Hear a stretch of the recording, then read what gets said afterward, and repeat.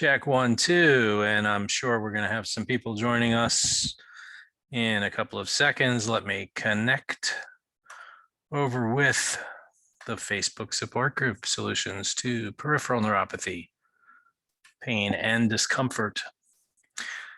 The office here is looking like a wreck because I am in the process of tearing it down and relocating it. Yeah, no, I don't want to do that. Come on, come on, come on. Not now. Yes. Okay, really? Live streams and why is everything always changing? I ask you.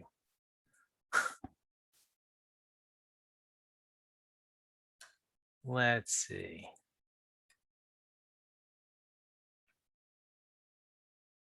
Okay, this is bizarre.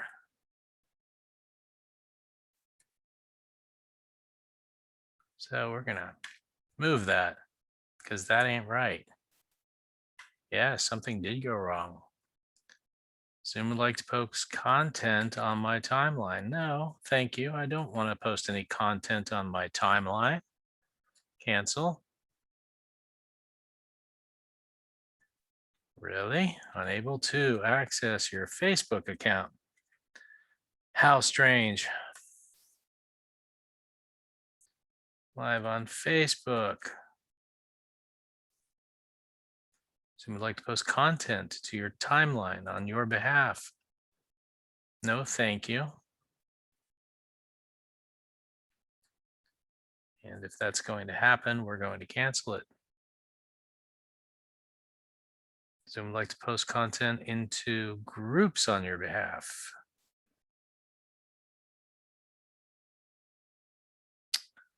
Strange, very strange. Post content to groups on your behalf. Groups, yes. See all the groups. Why am I having to go through all this? No, I don't want to post that or that or that. Do I have to go through all of my groups and turn them off? Why did they change this? I can't just go live in the group as I normally do. How weird. And of course, I don't hear anybody. I didn't see anybody. There it is. Okay, and we're going to close this. We're going to close this. And this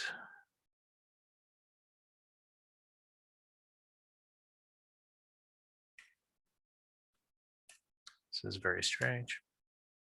If I happen to be live on my own Facebook profile, please ignore it.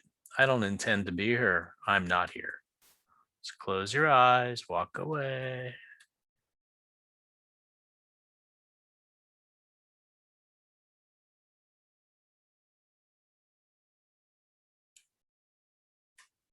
I am shocked that as soon as I go to activate what I have been doing for weeks, there are new hoops to jump through. So I am jumping. I'm sitting here clicking where I don't want to be posting this live, as opposed to just clicking one box to where I do want it to post. And there is no button that says deselect all. So first it's timeout, and then it's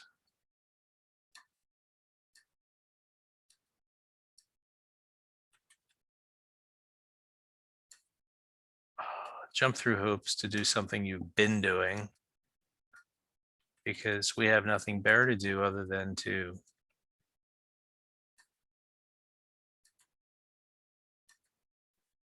make a change in what you need to do. Does that make any sense?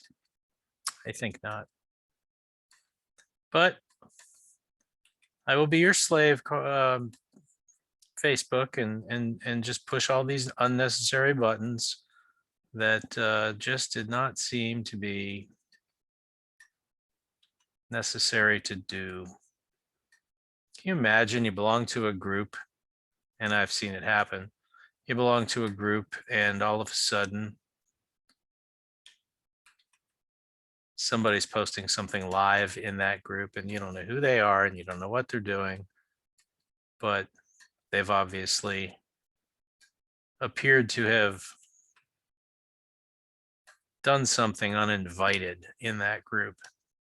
Well, I am now trying to avoid doing just that by going through every single one of my groups and unchecking a box so that I don't go in there. Read content posted on the page. Huh? Create and manage content on your, I have a bunch of pages. I don't want to go, what is this? By continuing Zoom will receive automatic access to the information you share on the Facebook will record when Zoom accesses it. What I allow, let's double check all of those little boxes to make sure that I am not simultaneously broadcasting this anywhere else. All right, so now I'll click OK. Zoom, live stream Zoom meeting. Share my own timeline? No. Share to my group? Good. Select the group? Good. Go live. Oh my goodness. Subject does not have permission to create live video in this group. I beg your pardon. Is that so? Okay. Let's see if we are actually live in here. Change Zoom's access to your personal info. You can review your settings.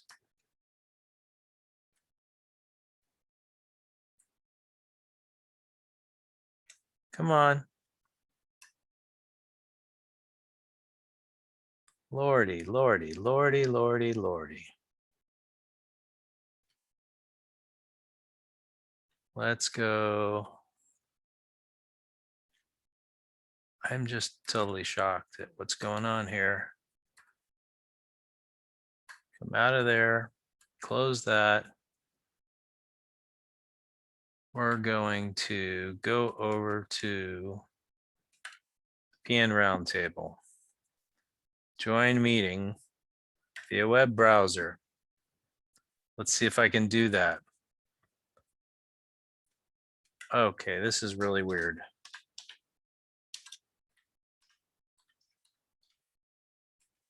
Join.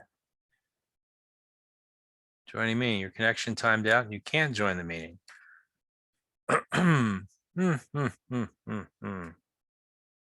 Wow. All right, so I see myself here and I'm the only participant. And this is just not possible.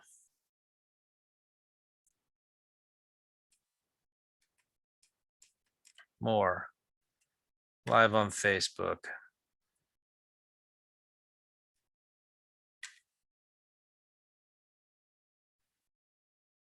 Log into Facebook.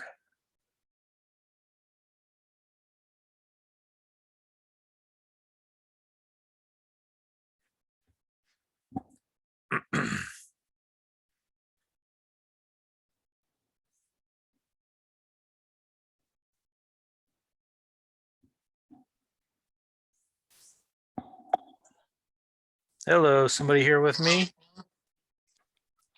I hear sounds like somebody is. Dennis, iPhone. Hello. I'm having some technical difficulties. How are you, sir? Can't believe I got in. You got in. I'm trying to get into the group with this, and Zoom and Facebook are shaking a finger at me. You'll have to excuse the mess behind me. I'm in the process of ripping my office down and relocating it. Let's see. Zoom would like to read content. Choose what I allow. I don't understand. I've been doing this for weeks and now all of a sudden Zoom wants me to jump through hoops. Enter description. And this is the usual weekly. How in the heck did I get in? All I did was type in protocol. That's how you got in. We've made it simple to be able to join a Zoom by integrating it in the website. And lo and behold, it's like a one-click deal, and all you have to do is hit the there's a technical issue. All you do is have to hit the correct password, which is protocol, and it gets you right in. So can you see me or I'm blacked out? Let me switch back over. I'm still trying to look over at the Doesn't Facebook matter, doesn't page. matter. Okay, you're blacked out. It says Dennis's iPhone, which is what you have selected for your name. If you activate your camera, then I will see you. I God. don't understand why. Let's see. Google browser. Go back over here to PN Roundtable. Zoom live now. Click here. And I'm going to repost that over in the group because I'm not going to be able to simulcast this in the group. And that is strange. Come on, come on, come on. See more. Solutions. One day.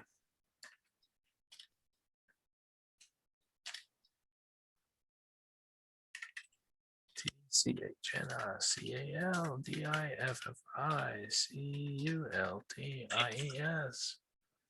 Connecting. Facebook.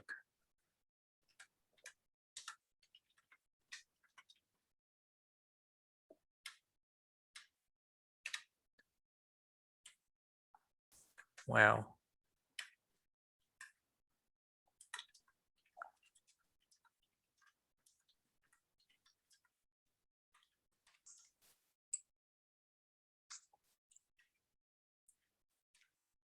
I am almost done because rather than give up, I'm just going to take away everybody's options to do anything other than join me through the website page because Facebook doesn't want to allow me.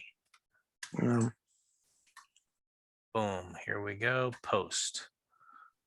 Technical difficulties connecting to Facebook. Click to join me here. Edit post. Yeah. Add an I. Boom.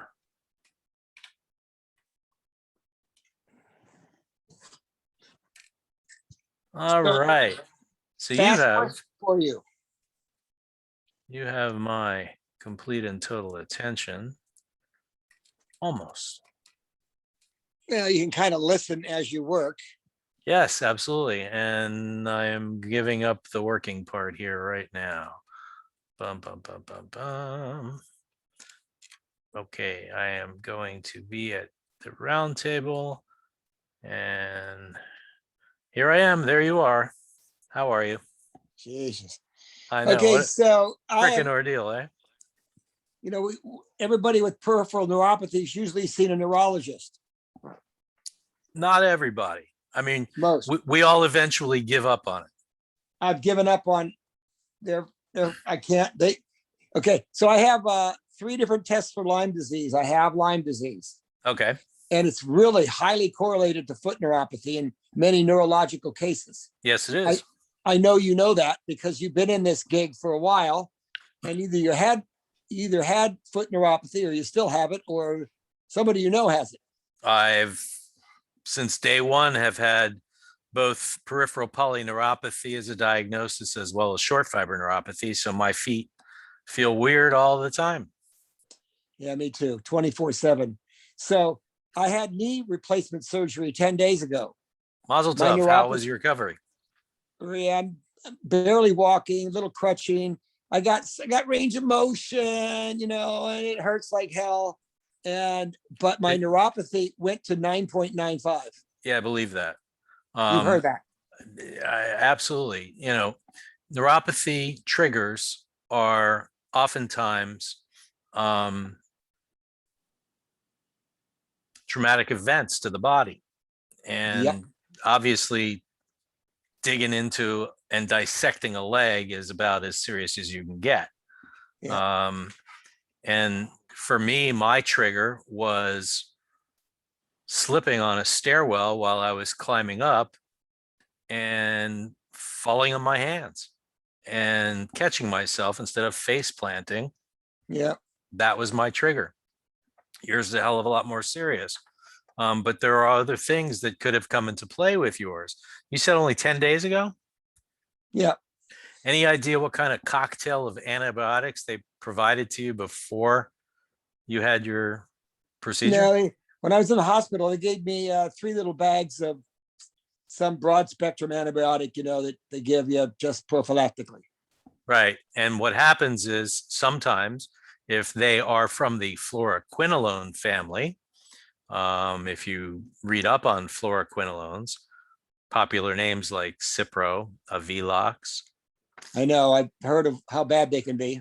they can instantly, with as much as only one dose, destroy your life neurologically. So, anytime we do anything as we tread through the world of, we'll call it an industry, the medical industry, we are subject to any kinds of oddities, to us anyway, which then become part of our new lifestyle. So you're doing your PT now? Yep, exactly. And what is the most are you on the protocol? No, I just heard about it 2 days ago, and you sent me an email to join the group. An And email to join the group. I did. yeah, an email on my Gmail account. Yeah, And the email came from, Facebook. A Facebook invite through Facebook. okay. Did you join the Solutions to Peripheral Neuropathy group on Facebook? I tried to, but I couldn't find your instructions join at the top of the page or anything. And Okay, I there's a button that says join on the website, and when you do that, it takes you to the portal to join the group, and then it says, why do you want to join the group? And you say that, why you want to join the group, and then one of the monitors reads that and go, oh, they're a real person. Click yes, here they are. And so probably you did join the group, because if it wasn't last week, it was the week before, we sent out 500 invites to members of the group whose names begin or end with the letter A. Does your name end with the letter A? Nope. Meyer, Meyer. Certainly not with an A. Now, I don't know how it happened. Well, you're here, and that's a good thing. But that's the only inviting that I know about that was done, other than for, and again, if it came to your Gmail, that's really interesting. And I would love to, let's see, let me interact with the moderators and tell them that I'm live. And hey, you guys, I am live, but I'm doing it from the 525 page directly on Zoom. It will not let me simulcast. Yes, that is correct. You can hit the button on the web page and enter the password and get in. Chatting with a gentleman now. Geneva, are you out there? Let's see. Come on. Boom. All right. Regardless, the fact is you're here. Forget about the immediate surgical site discomfort.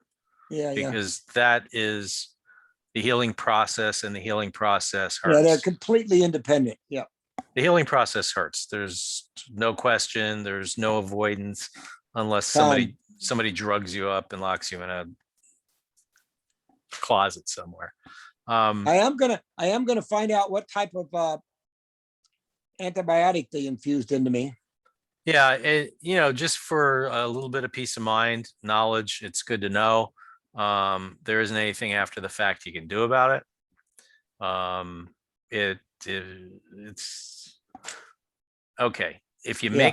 make time for a neurologist, the neurologist goes, geez, we don't know what caused this. Wink, wink, nod, nod. We probably gave you an antibiotic and, shit happens. But they don't have anything in their toolbox to undo what they did, and they're not going to fess up to it. And so they're going to go, you have idiopathic, that's the rubber stamp, idiopathic.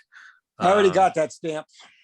Yeah. So, hey, Dan, you have idiopathic, and sorry, there's nothing we can do to help you then other than to try and make you feel more comfortable.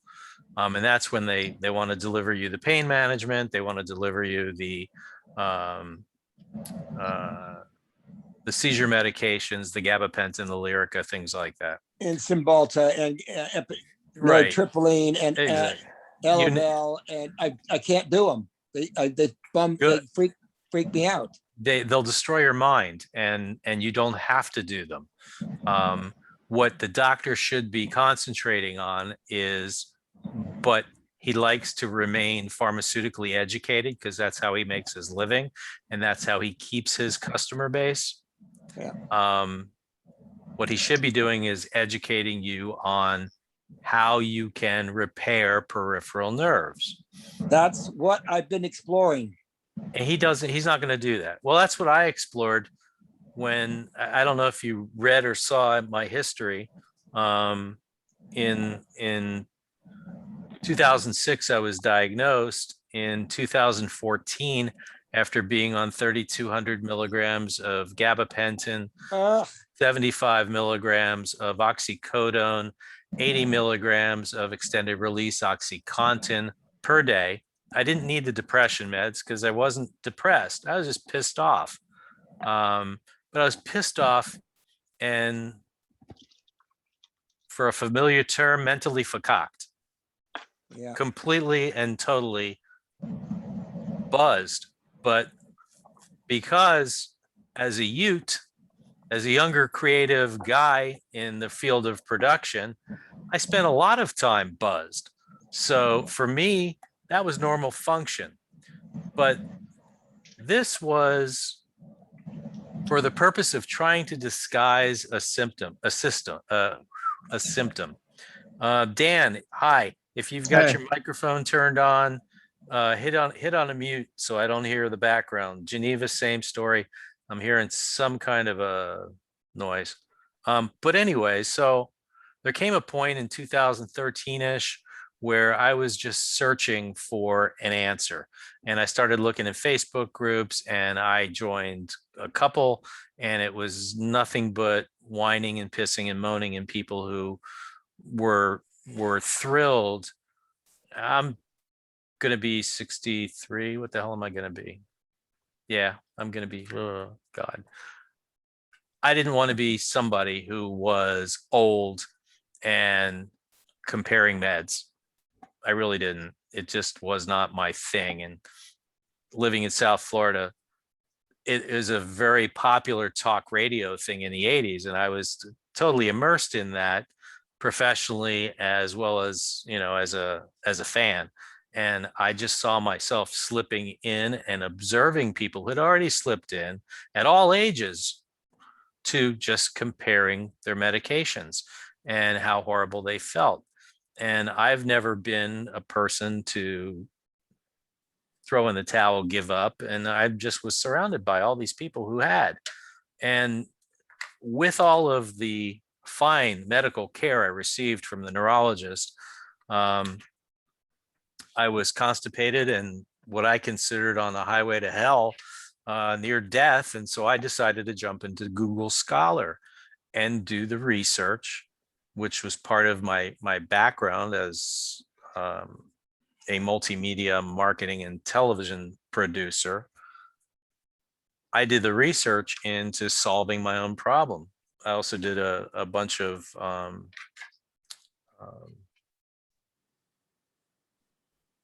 crisis management internationally. I set a goal to figure out first and foremost how not to be constipated.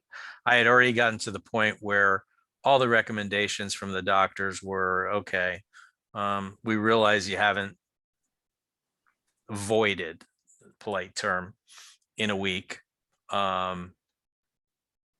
Sorry about that, but that's the side effect of all this crap we're giving you, which isn't really doing anything to help you. It's just piling on some new symptoms for you. So go and get the magnesium citrate and drink that. Go get this prescription for a pill called Movantik, and it'll help you pass your bowel. Go fill this prescription for a hypodermic needle, which I've already taken all of them to my office. And if you jab yourself in the leg, $35 an injection, 10 minutes later, you'll take a dump. None of that worked. I'm on the toilet. It's a Saturday night. It's 8 o'clock, and I'm going out like Elvis Presley as far as I'm concerned. And I wasn't going to have it. Jesus. So I got up and I said, I'm going to find the answer to this. So I went to Google Scholar, which has the answers to everything that scientists post from their research that doctors supposedly read and learn from. Since there's 200 million of us with this problem, you would think a doctor would make his living off of treating us and taking care of us and making us better. No, there's no money in that. It wasn't 3 or 4 hours that Google Scholar said to me after months and years of constipation. And I say months and years, months where I was at the point where I was done, because, every time you go to complain to the doctor, they just up the prescription on whatever you're taking, or saying, oh, well, let's add this thing to the mix. They're practicing medicine on you. It took me about 3 hours, and I learned that coconuts, if I went and bought a couple of coconuts and consumed them, I'd be crapping like a champ. No prune juice. No prune juice, huh? That's my savior. No prune juice. A little too much sugar. So I go for the coconuts, and within 3 days, no problem. So the next visit. What kind of coconut? Raw coconut or coconut? Yeah, raw coconut. I'm in Miami. I go down to the grocery store, and for 99 cents, I got a coconut. And I've been here 50 years, so I know how to tear one open and get the coconut water out and separate the meat from the shell. And I noshed on coconut for a few days, and I was doing just fine. So I went to see the pain management doc, and I said, you gave me 6 different prescriptions and put me through hell. I've been seeing you now for 3 years. How come you didn't know I could eat a coconut and make this go away? He was dumbfounded, and I was irritated. Really? And that's just how that played out. And then I said to myself, wow, that was easy. I'll bet if they wouldn't tell me about that, and again, at $35 an injection, Relistor is the name of this product. You can look it up. They give it to heroin addicts when they come into the hospital all constipated. My insurance company said to me I could take 30 dumps a month and they weren't going to pay for any more. So I just thought to myself, is that really quality of life? Is that a way to live? I'll bet I can find a way to rebuild the peripheral nerves. And so I spent another few months using myself as a guinea pig and researching and talking with people who were in this other group who was interested in what I had to say about my plans. And as I was learning about things, where most people were in there complaining, I was tearing apart science and discovering things and reporting them and sharing them. It was really pissing off the owner of the group because it was stirring things. And I was talking about things like hemp seed oil, which you can buy in the grocery store. It's a food grade source of omega-3 and omega-6. And it's a very unique thing that's the food source for the mitochondria. It's the favorite food source. And he thinks I'm pushing marijuana. And then I start talking about alpha lipoic acid and how the studies are talking about taking this amount and that amount. And he said that's dangerous and deadly, and no doctor would ever permit that.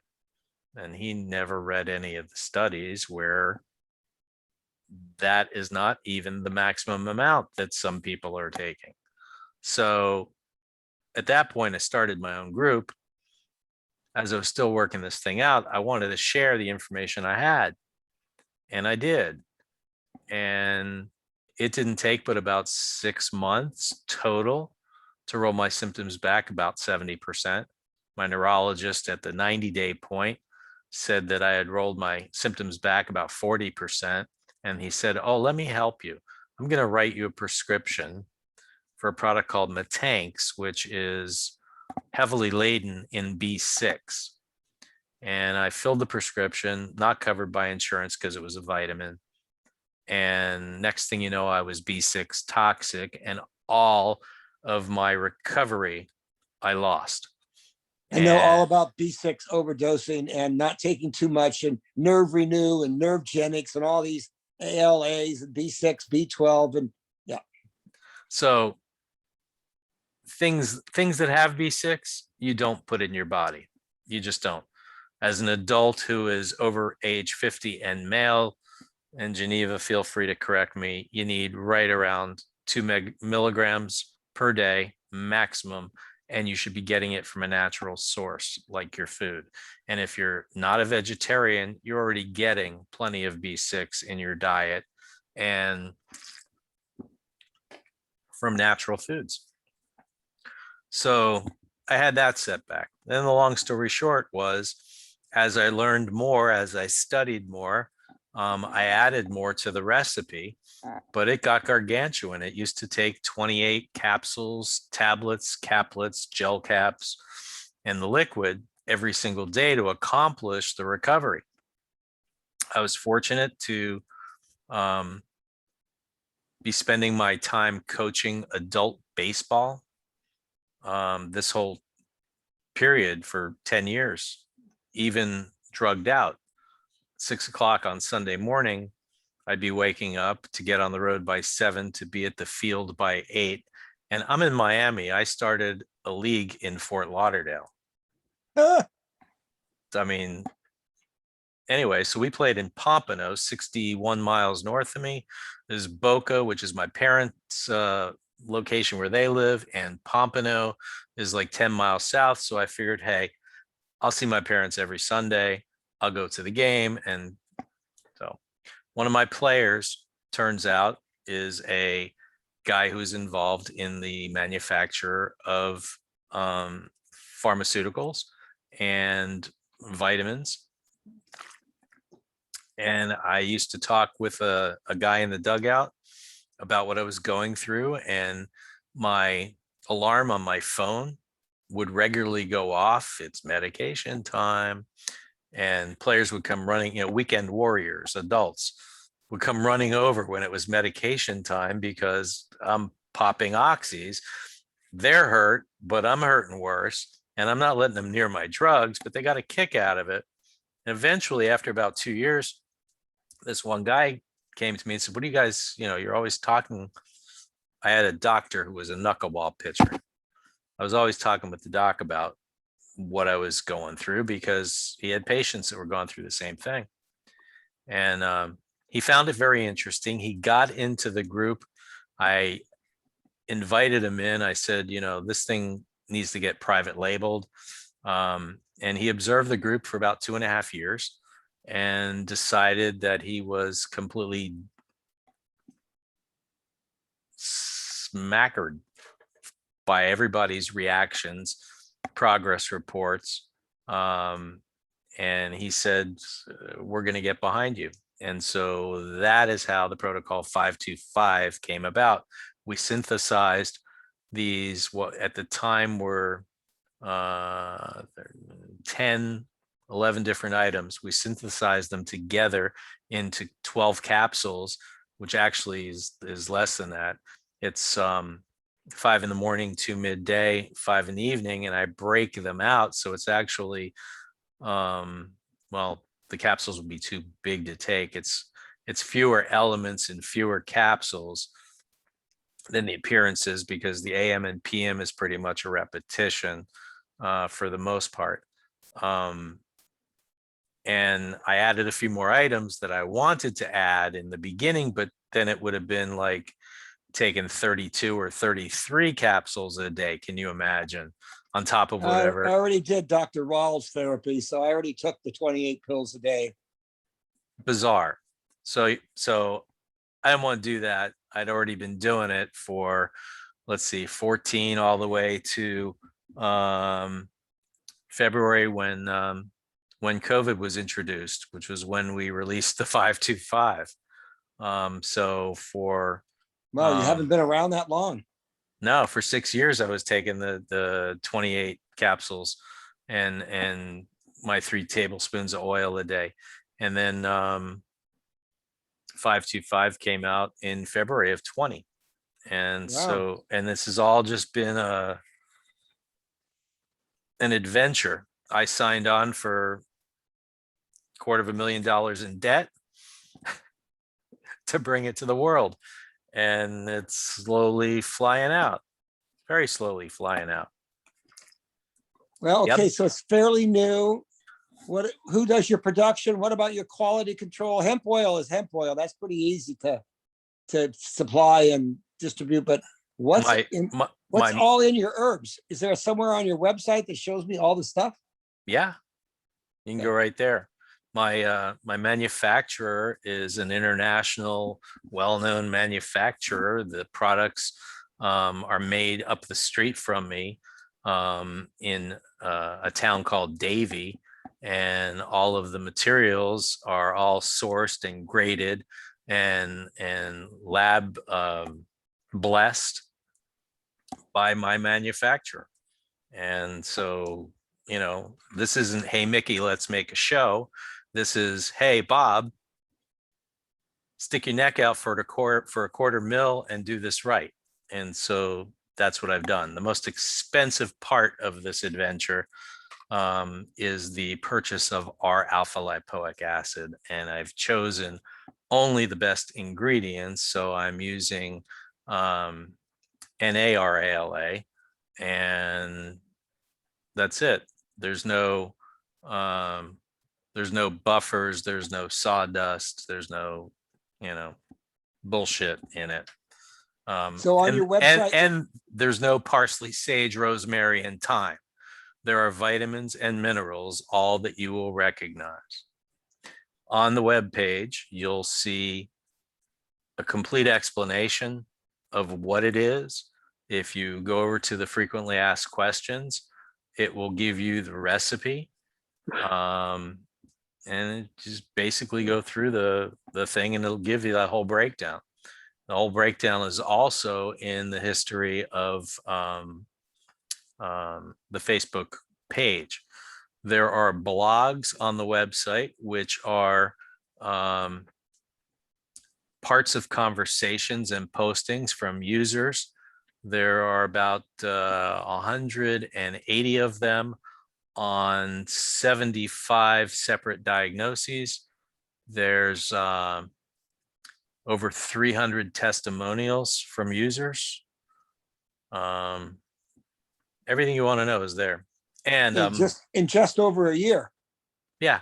And we've got my group I started in 2015, and people have been using this since 2015. Actually, since 2014, the group, September of 15 is when we started. So that's 6 years. That's 6 years. 525 as a private labeled product is what's just over a year. But the protocol is 6 years old. And Okay. this is H2O. You need 80 to 100 ounces of that in your system a day. I drink like a fish.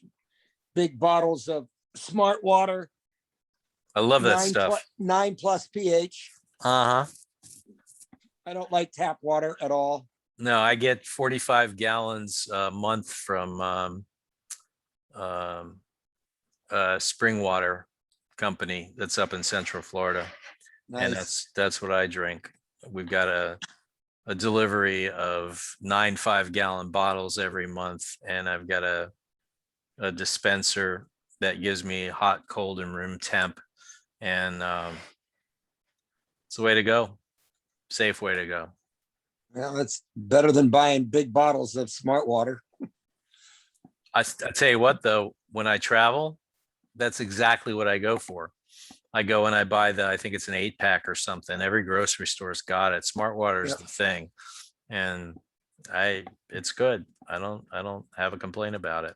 So if you have any questions, you can use the contact form, which is at the bottom of every single page of the website. And you can also come back on a Wednesday when you see the flashing light that we're live on the website.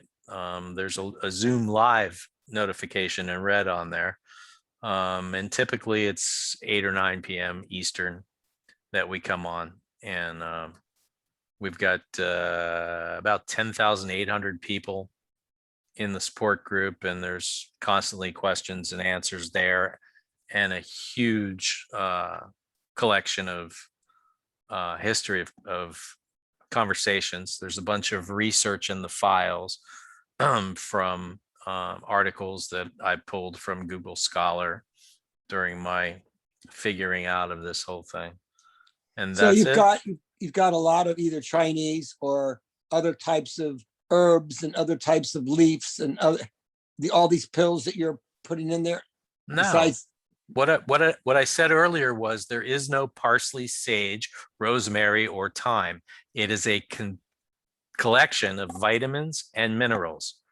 There is no eye of newt and, no St. John's wort, no cat's sleeve, and all the No. stuff you find in everything that you find in the human biology, which I have a little bit of a science background. And if you take my protocol to any university anatomy and physiology professor and say, what do you think of this mix of vitamins and minerals to boosts the body's own natural ability to heal? He'll say you're not missing anything and nothing here can harm you. That's basically what I've done, is I've created a concoction of what is the base of what the human body is made of and functions on. That's it. You need sunshine, you need water, and you need nutrients. You're a house plant. Well, your concoctions not really be generated or directed toward Lyme disease, even though Lyme disease has caused my neuropathy. But yeah, it doesn't. Your cause of your neuropathy doesn't matter. You could be chemo induced. Right. I've not had cancer, and I'm not chemo induced. I had some Cipro in my life. I had type 2 diabetes. The cause doesn't matter. If you can remove the insult, that helps, because then you're not fighting, a leaky dam. It's not something that is going to be a never-ending battle. You cannot cure neuropathy, but you can roll the symptoms back. If your feet are burning, this will make it go away. It's one of the first things that will disappear. And for everybody who stays with this, we have not ever had a report that it has taken any more than 90 days for the burning in the feet to stop. It's just not happening. Electrical shocks coming out of nowhere, lightning bolts, they go away. again, it's really, and I'm not trying to sell you anything. Go I, into the I appreciate your candidness. I'm loving this. This is, go into the yeah, blog, go into the blog, read the testimonials. If you were to copy any of the blog text and then paste it in the search window of the group, you would then see the person that wrote it and see their whole background story, and you can interact with them. That's the beauty of putting all this together. You have the ability to follow a trail with a real human being other than the stranger. I just got an order for 6 months from one of the users who just posted in the group today. He's in England. I'm in 7 countries. He's in England, and he started, let's see, January was his 3rd month. So he's 6 months in, and he's coming to Miami to take me out. And I don't mean in a bad way. he's a happy customer. He's beyond a happy customer. He's got his life back, and it didn't take him 6 months. And his complaints were exactly the aforementioned. His feet, his hands. He was an athletic guy. He's thrilled. And his post was what, about 3-4 hours ago, something like that. And I got an email from him, same amount, same time, telling me to send him an invoice. We're in Pakistan. We're in Australia. We're going to be in New Zealand soon. We're in Ireland, all of Great Britain, and US and Canada, obviously. And I think we're going to France. Pretty sure we're going to France. All right, here's a stray therapy. MLS red cold laser light.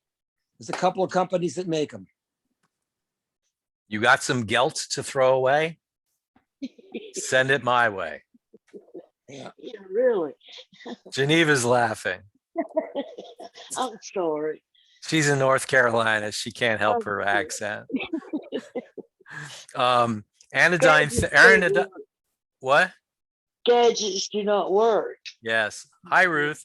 Anodyne therapy is going to injure you.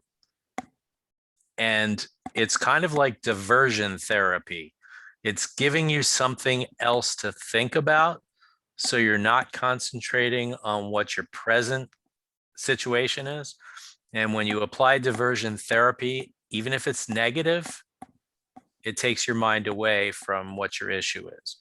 You ever have an itch and you found that slapping the crap out of it makes it kind of go away? For a little Yeah. while. Right. Well, it's similar with the light, AKA anodyne therapy. What it's doing is it is over temping the area. And it's like the people who say, well, can I get like, a TENS unit and use that? Sure you can, but you're going to tear up little muscle fibers doing it. It may feel good doing it. I did it for a few years, but I tore up muscle fibers doing it. And that caused other issues. And it just, it's like, it hurts good if you can apply that. So yeah, there's nothing to that. If you research it in Google Scholar, it's kind of like nonsense. If you ever went to the county fair and you put your feet into this cool looking gizmo that they say is water, and they're going to hit a button and all of these foamy, colorful bubbles are going to come out, and they'll tell you that the toxins are coming out of your body, and this is a wonderful thing, and buy this machine, it's $400. It's bullshit. I've heard about those. It's like, oh, we're removing all these toxins out of your feet. No, Uh-huh.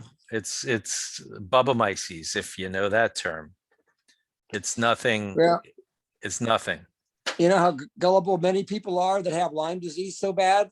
They go to a place like Invita in Scottsdale, Arizona, where I spent over $80,000 and got 90 different infusions of everything you could imagine, including antibiotics. Ugh. It didn't do much except it helped my headaches, but it never broke through. the barrier around the spirochete. They have a film around it, a biofilm, and they never penetrated it. And that was a waste of my time and money and patience. And that will lead to a Cymbalta addiction. Ugh. I can imagine, we rely on just about anything when desperation sets in. It's what And my doctor said. They can kill you down there. They're going to give you all these different antibiotics. None of the heavy floor ones, the regular antibiotics in an IV, in an Right. IV. And oh my God. So my next avenue of consideration is stem cells. Cabo, Mexico. It's called Stem Aid. They're pluripotent stem cells. I know them.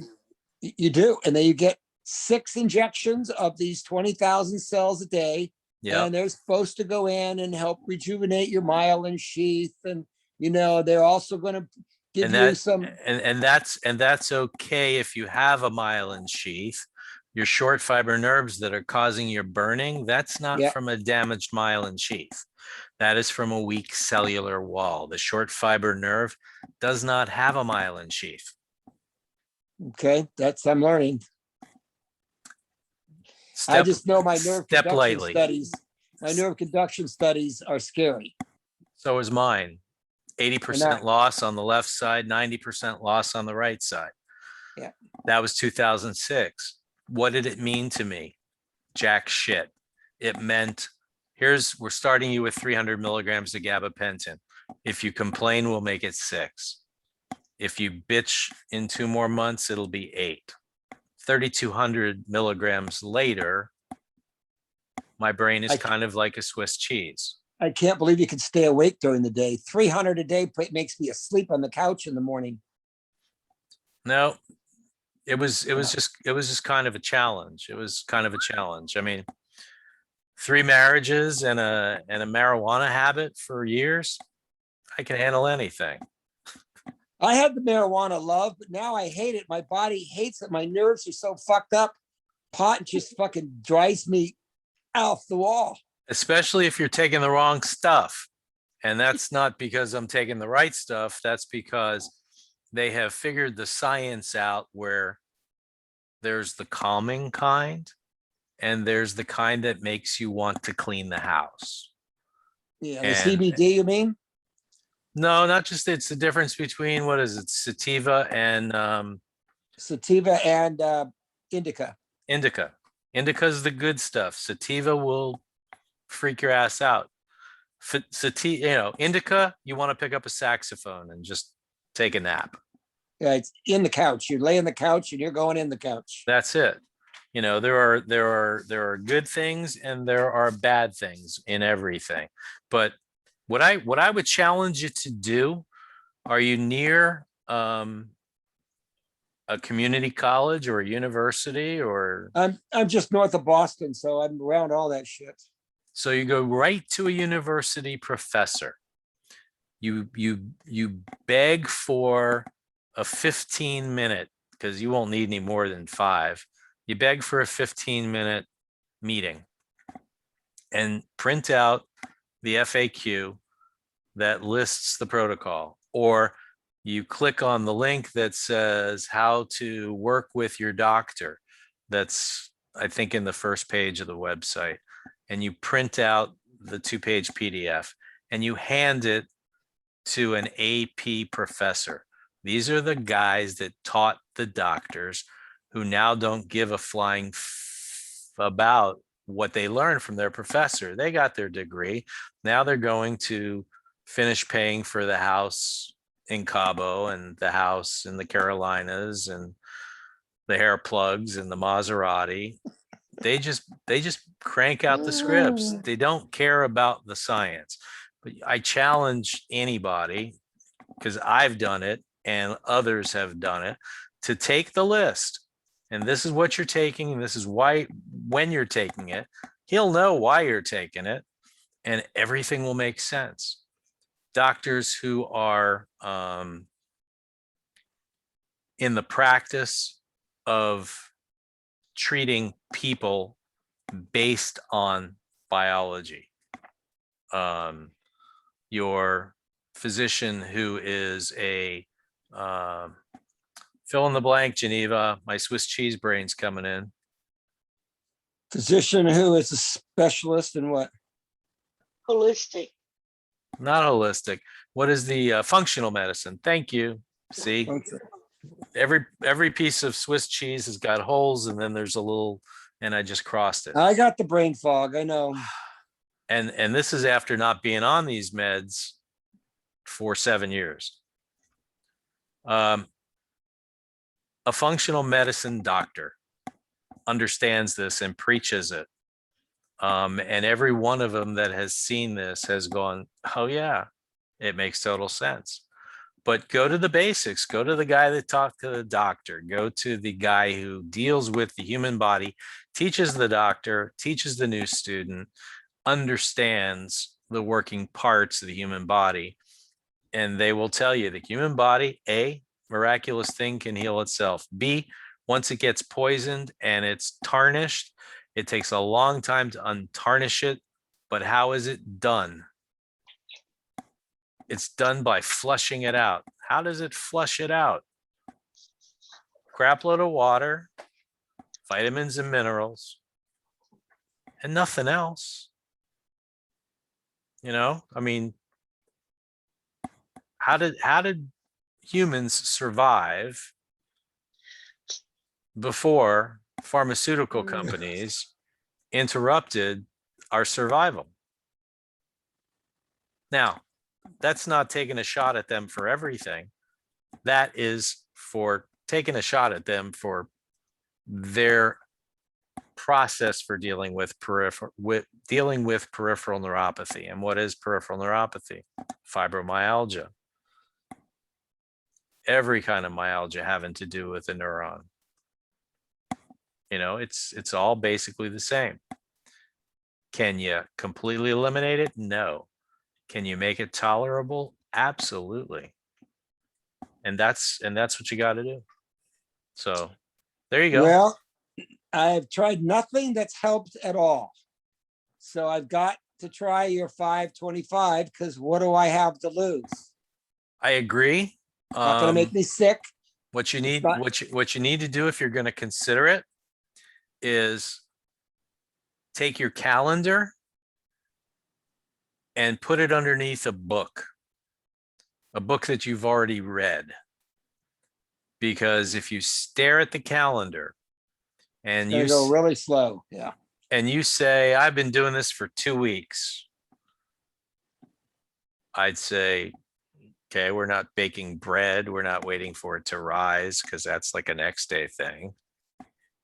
This is your body. It's screwed up and it's going to take time to unscrew it. But I would venture to say, how long ago were you diagnosed? Maybe 2 years ago. Okay, that's not a long time. I would venture to say that you would probably be like my buddy John in the UK, that by the time 3 to 6 months passes, your major complaints will no longer be complaints. Again, it's going to linger. You're going to have things called awakenings. I don't know if you've read anything about that. No. But nerve awakenings, for those who believe that nerves do heal, and there are people who believe and have been told that nerves do not heal. Nerve awakenings are the reactions that the nerves send to your brain as they are being repaired. You may get on this thing and for 2 solid weeks feel worse than you did before you started. And that will be your reason to want to kick out. And I'm telling you right now, you don't even start if that's how you're going to treat it, because a nerve awakening comes and goes for the rest of your life. The healing process is linear with no set time. And if it takes you this long to heal, and I don't know how long this is, you're going to have ups and downs. And for every down you have, you're going to have longer, higher ups. And then there's going to be less time of downs. And within a short period of time, you're up in Boston, you're going to want to send me lobster. I hope so. You got a You lot know, of lobster. that are all, it's, I'm telling you, if your pain level is 9+ and mine was 13, I have no pain level anymore, but I've been doing this a long time. But I do have a discomfort level of between 1 and 3. Oh, I could love that. And that's what you're going to get. And if you read through the testimonials and the blogs, you're going to see, and that's worth the read. That's like better than buying a good book, because this is all about you. You're going to see everybody's experiences are the same: progressive healing. And there's a side effect to this, and that is overall better health, because healing doesn't discriminate. Whatever's screwed up with you is going to change. If you have heart problems, they're going to improve. Double bypass in 1998. If you have, I'll just give you 3, and you can read the topics in the blogs, the topics of the various different diagnoses. We've got 3 or 4 people who have recovered from stage 3 and 4 kidney disease, renal failure. We have one guy that came off of the heart transplant list. We got another one, 2, 3, 4. I'm not sure. Geneva, you might know the Megas markers. 3 or 4 people. Megas is the precursor to multiple myeloma. We've got 3 or 4 members who have been on the protocol for a period of time now, whose Megas markers disappeared. They don't disappear. It's like when you have hepatitis, there's always a marker that can be seen that shows you have it, whether it's actively destroying you or not. It's another story.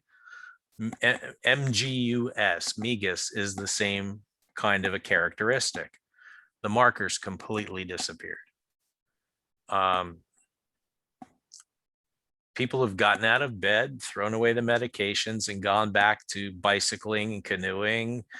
There are so many different people. When you read, again, I urge you, if you're going to really consider this before you do, in order to completely commit to it, read the blogs and the testimonials. Search the group in Facebook. I'm pretty sure you're probably a member. If you're not, click the button to join and copy and paste the stories that these people are represented at publicly in the blogs and testimonials. Their names are not there, but copy and paste what they had to say, see who they are, ask them how they're doing, or look at their other posts, and you'll see their process, what they went through, the ups and downs, the complaints, the pissing and moaning. That's why I do these lives. It's really for the people who want to piss and moan, because sometimes getting through an awakening, and Dan, you've got to be having awakenings by now. Dan started the protocol maybe 11 or 12 days ago, and usually within the first 3 weeks, people are feeling something. And last week, I think he was in the live and he reported he was feeling something. So I'm anxious to hear what he's got to say now. But it's understanding what the journey is. The journey sucks, but there are so many positive things that happen in the journey that all of a sudden there's hope where there was none. When you feel the feet burning stop burning, wow. I mean, that one there that's a big one. Is it going to happen overnight? No, but it usually happens within the first 90 days. So long as you follow everything and you know what your new triggers are. Are you a diabetic? Nope. No cardiac, no Respiratory, I'm the healthiest friggin' 69-year-old. I even with a bad knee, I skied 40 days this year. I play tennis. I don't go to the gym because of COVID anymore, but you can go if you want to. No, I've got no other medical problems in my life Except you got bit by a neuropathy. tick. Yep.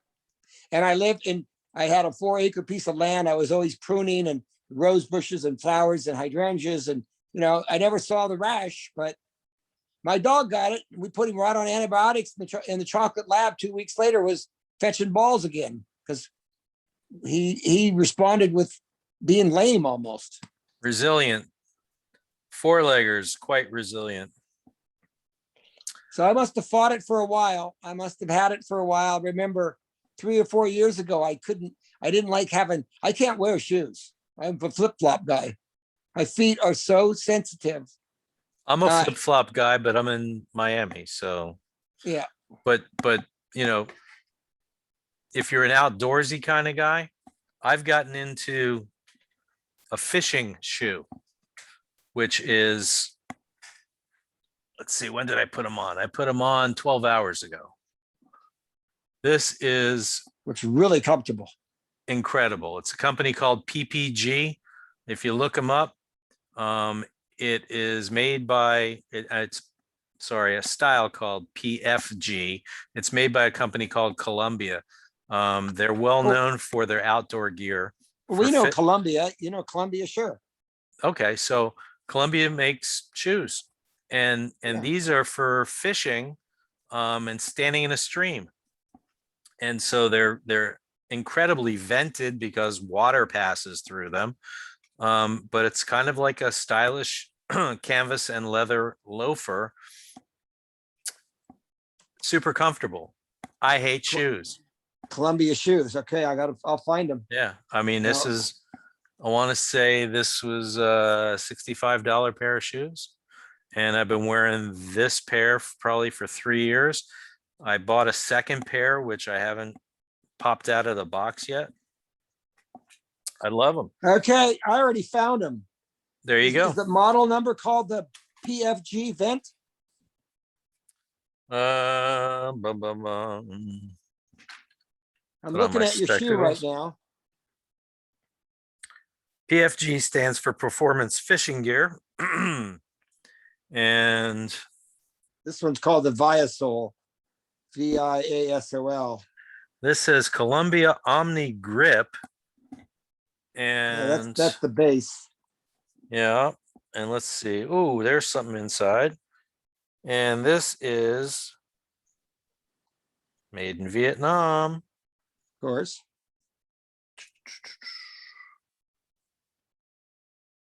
This is the 40449 EVW 0818. Men's BM 4673 271. It's not giving me like a name, but I guess that would be their model number. That's it. Okay, it says PFG fishing. That's okay. That's a link. That's it. It's a fishing shoe.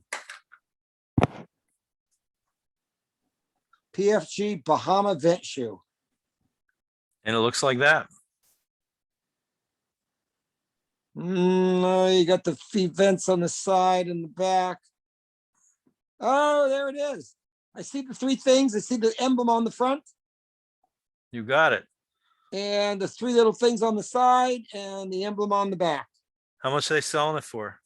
75 Columbia. There you go. I picked these up. The second pair I bought at Columbia Direct. The first pair I bought from Dick's. Yep. And they're great. They're fantastic.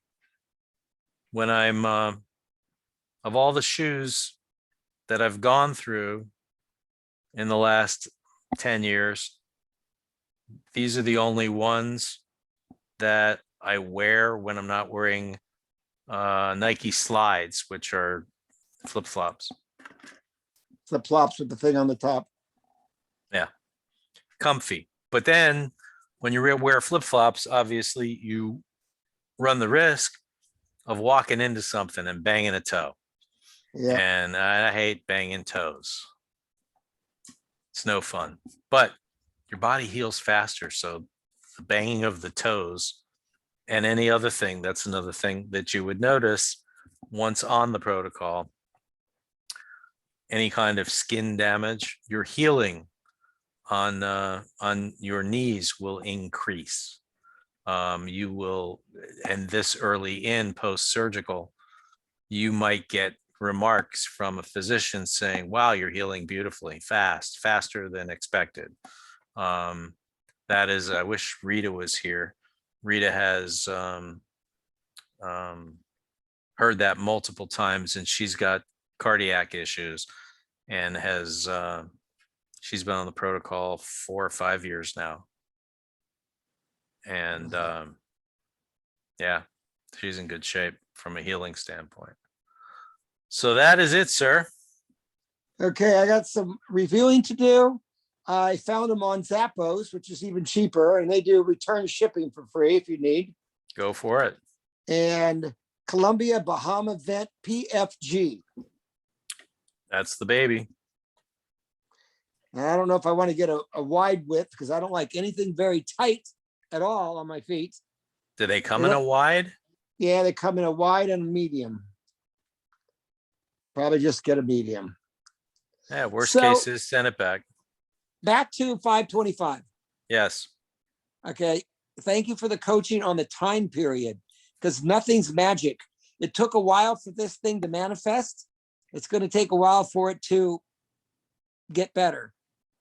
You got a Yeah. lot of ALA in it. You got a specialized pure type of ALA, which I've already taken before, Yeah. along This with is a B.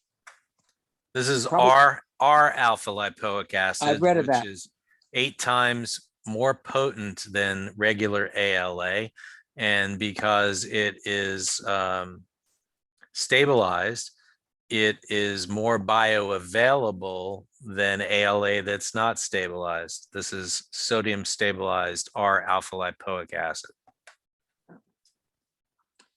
So it looks like I must be on your Facebook page because I'm on the protocol 525. I can see the bottles of herbs and midday and AM and PM and There's AM. no, get the So word that's- herbs, get the word herbs out. There's no herbs here.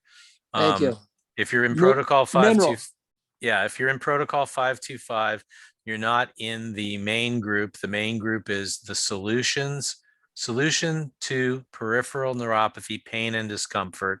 That is where all the action is. All the other groups that are on the side, they pick up, they've just been added in the last year to pick up on the product name, and all of them are designed to drive you over to the solutions group Okay, where I'm all on the the pieces are I'm at. on the solutions to peripheral neuropathy now. And up on the right, it says a plus invite. There's nowhere that says join anywhere. If You know, you're on you're on you got- face if you're on I'm on Facebook, Facebook. okay, and so if you search Facebook for solutions to peripheral neuropathy, pain and discomfort, I got it. I'm um, on it right now. okay, so About announcements, rooms. okay, And so invite. you're in the group. You're already in the group, or you wouldn't see about announcements and all of that. If you go to announcements and you Yes. open that up, you're gonna see me looking all pale and nasty. It says, welcome introduction to our members. These are the keys to our city. Exactly. That's where you start reading. That will guide you through everything that goes on or has to do with this process and the group. There are some videos there. There are some guides over to the web page, and so you're already in. If you're looking at the big picture on the top of the group, Yes. that is the protocol 525 ramp up plus, and that's what you start with. And Okay. everything that you see here is what comes. That little cup contains 3 tablespoons of organic hemp seed oil. Each of these bottles, the 4 bottles that are orange, blue, green, and red, Yep.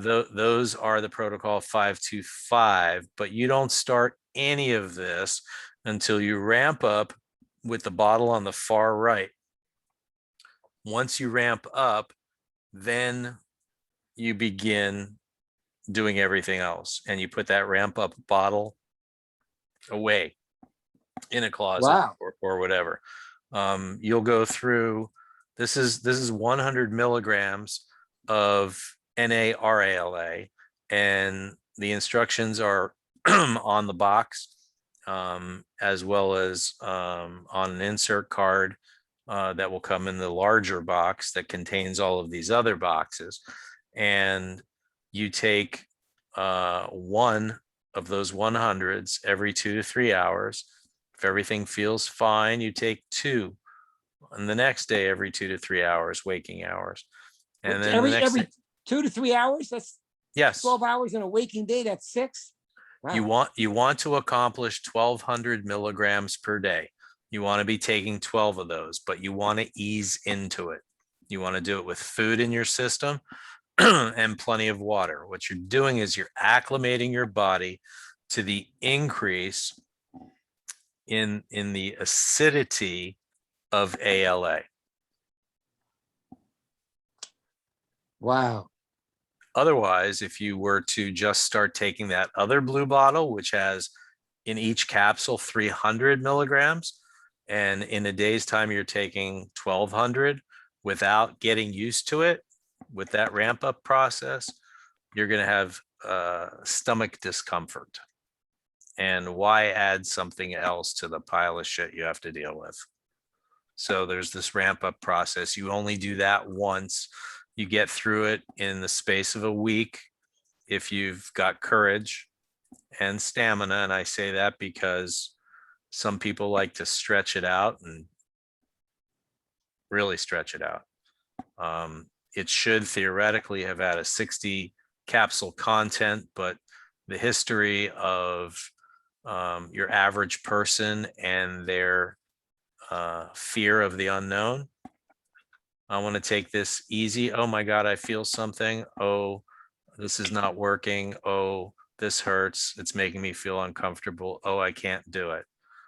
Sorry, but this is a freaking antioxidant that's in broccoli.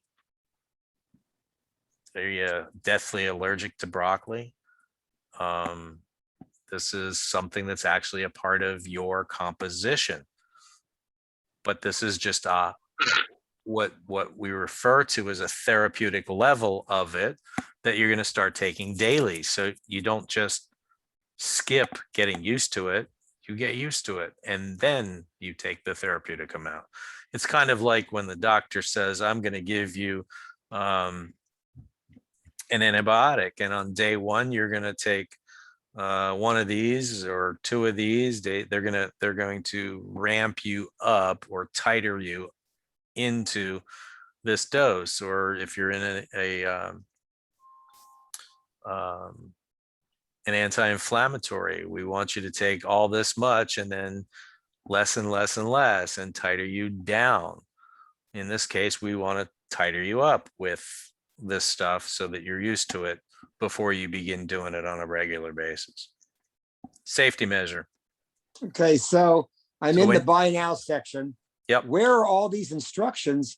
Except for on the left-hand side, it says ramp up 30-day protocol, So first month. So I you am- only take the ALA for 30 days? no, sir. Okay. I'm clicking on home and I'm scrolling down, and I am getting to that. And you see 3 bars in the center of the screen, about halfway down. And the first bar on the left says $7.33 a day, ramp up plus. I'm at that right now. Yep. Okay, so ramp up plus is that picture that you saw that we were just looking at before on The the big blue Facebook bottle. group. Yeah. And it says new users can save. And that's if you wanted to buy a ramp up plus 90-day. And what that would do is that would give you that bottle of ramp up plus the 30 days of the 525. And then another 60 days of the 525. So in essence, you are buying a 90-day supply of the protocol, including the ramp up, by clicking that new users can save button. If you don't want to do that and you want to do it 30 days at a time, then you start with the ramp up and you go down to add to cart. Okay. So if you look at the instructions in going down, it says the 100 milligram capsules ramp up to 1200 milligrams per day, 120 capsules of 100 milligrams, includes the 30-day supply of the Protocol 525, hemp seed oil supply, and measuring cup. You add to cart. That's where you want to go. The following month, if you're not going to do the 90-day supply, the following month, you select the second one, which is the 30-day Protocol 525. And it doesn't include that ramp up bottle. You don't need it because you've already ramped up. And then the third one is a capsules only that doesn't include the organic hemp seed oil. There are people that are freaked out about it and they want to just buy the capsules and not feed the mitochondria. And so they don't do the liquid. But then, as you see, there are options for HSO3 down at the bottom center and HSO6. Those are options where people have not changed over to 525. They're on the original protocol. They like taking 28 capsules and tablets and caplets and gel caps. This whole Ugh. area here, I know, this whole area here is going to change.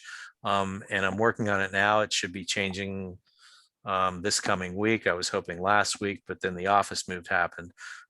There's going to be a much easier process to follow. That's, this is what new people do. Click here. If you're afraid of drinking this oil, then here, swallow these hemp seed oil capsules instead. Excuse me. You won't be having the full dose. You'll have a third of a dose of it, but it's better than not doing it at all. And there are too many people that are not doing it at all, and they're feeling fine. They've improved. They're great. They're better. They think they can do without it. The fact is, if they were doing it, they'd be doing a crap load better. But it's, I can't drink the oil. It's gross. It's 3 tablespoons. My 85-year-old mom does it. She mixes it with V8 juice. I'm not a fan. I'm not a fan of it. It's called take your medicine, sweetheart. It's going to make you better. But you have to provide for people. So now I know the protocol. I want to Yes. click, and on the 733 a day, that gives Yep. me the 30-day ramp up. Correct.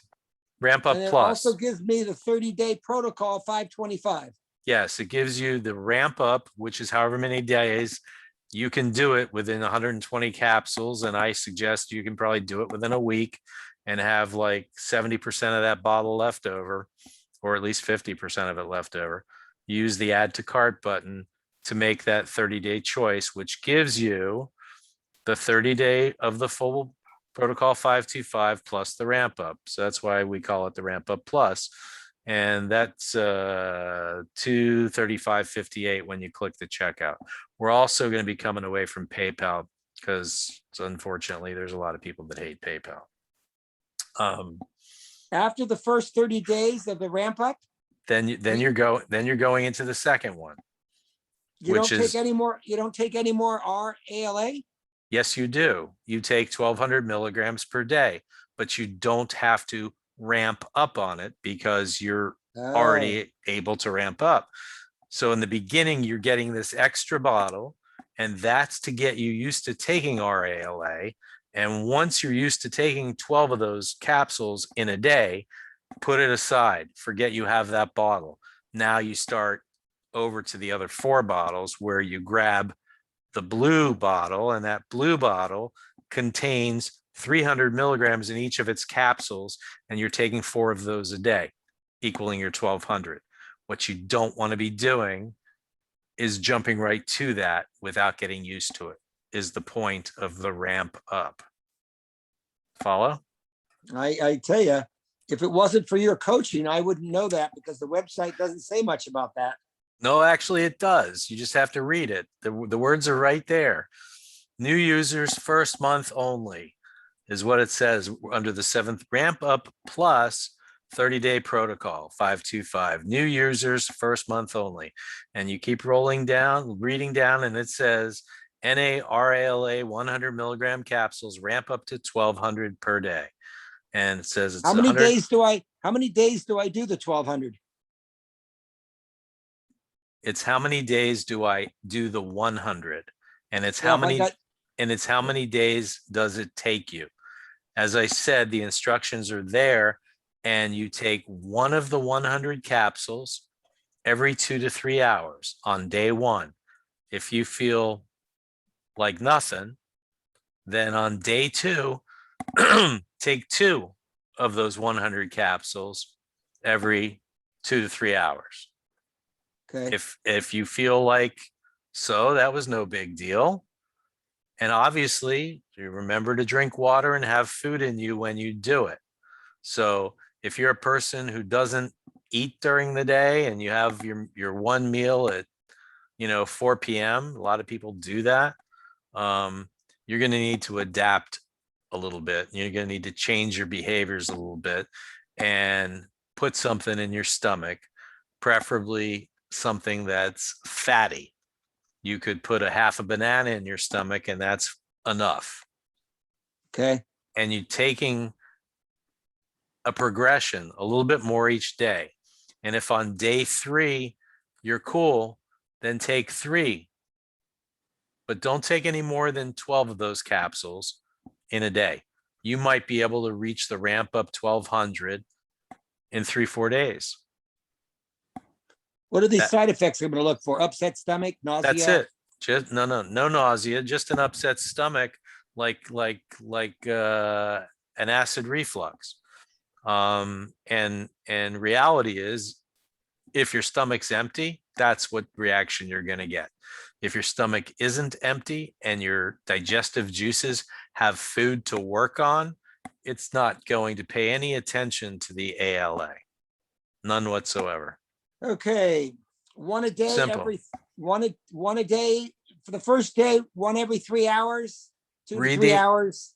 Read the instructions that arrive with it, because you don't And then need the to. second day, 2. Am I going to get to 4 days? That all depends on you. If you feel kind of weird on day 1, then repeat it Well- on day 2. Only do 1 every 2 to 3 hours. You may only consume 400 or 500. I don't know, what a waking hour is for you. And I don't know how you're going to react. Most people, as a matter of fact, hang on one second. Dan. Oh, Dan. Are you hanging out listening, Dan? Ask to unmute. I'm pushing that button. Dan, can you join us, Dan? Let's see. He'll tell you what his experience was because he just did it a week ago. And he may have switched off to the news. This is just a matter of your body and your ability to adapt to something new, and whether or not you have an aversion to tiptoeing amongst the unknown. Can't imagine a better way to describe it. If you have a good solid gut and a constitution, you could easily be ramped up within 3 days and jumping right into the full protocol without any problem at all. The deal again is, and there's Dan. Dan, Hey, how long did it take you to ramp up? 2 days. There you go. And do you consider that you have a cast iron gut or the usual kind of gut, or This usual. Usual kind of guy. So the average everyday guy ramped up in 2 days. And this is a jar of pills that is a huge quantity because of the fear factor people have. And I don't want to characterize any further than saying people in general. It certainly isn't people specifically. I have zero problem. Okay, so in my testing of this whole thing, I went straight to 300 milligram RALA and I burned the living crap out of my gut and it hurt like shit. So what I did was I took the capsules out and I took the 300s. I didn't think about ramping up on 100 at this point. I took the 300s, and there may even be a video still floating around in the group. And I mixed a 300 milligram ALA capsule content with coconut oil. And I rubbed it on my belly and I got it to get in me transdermally. Wow. And I smelled like a frickin' pig. RALA stinks. I mean, it smells, if you think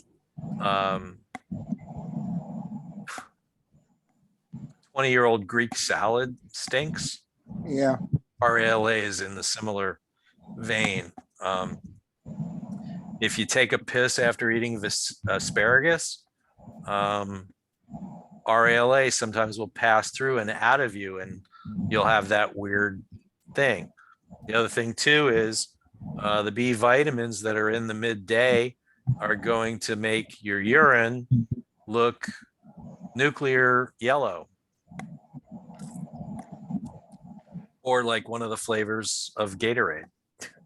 It's that surprising. And there are people that, I think I got one guy in the group who posted, how many people have you killed with this? While he was trying to get started and ramped up. I don't know whatever happened to him. Geneva, do you remember him? Did he leave the group? I don't even remember, other than, wow. I'm not sure. I think he left. You think he left? Yeah. For the record, I haven't killed anybody with this. And I can only go so far as to, to share the experiences that I've had and make available the experiences that all the other users have had. And everybody's individual, everybody's different. Dan did it in 2 to 3 days, and you might take 4 days, you might take 5 days, you may decide that you want to try and get it done in a day and a half. It's all a matter of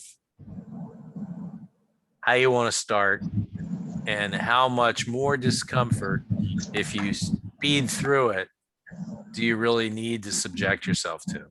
And my vote for discomfort is as little as humanly possible, because we've already got plenty. We don't need to add any more.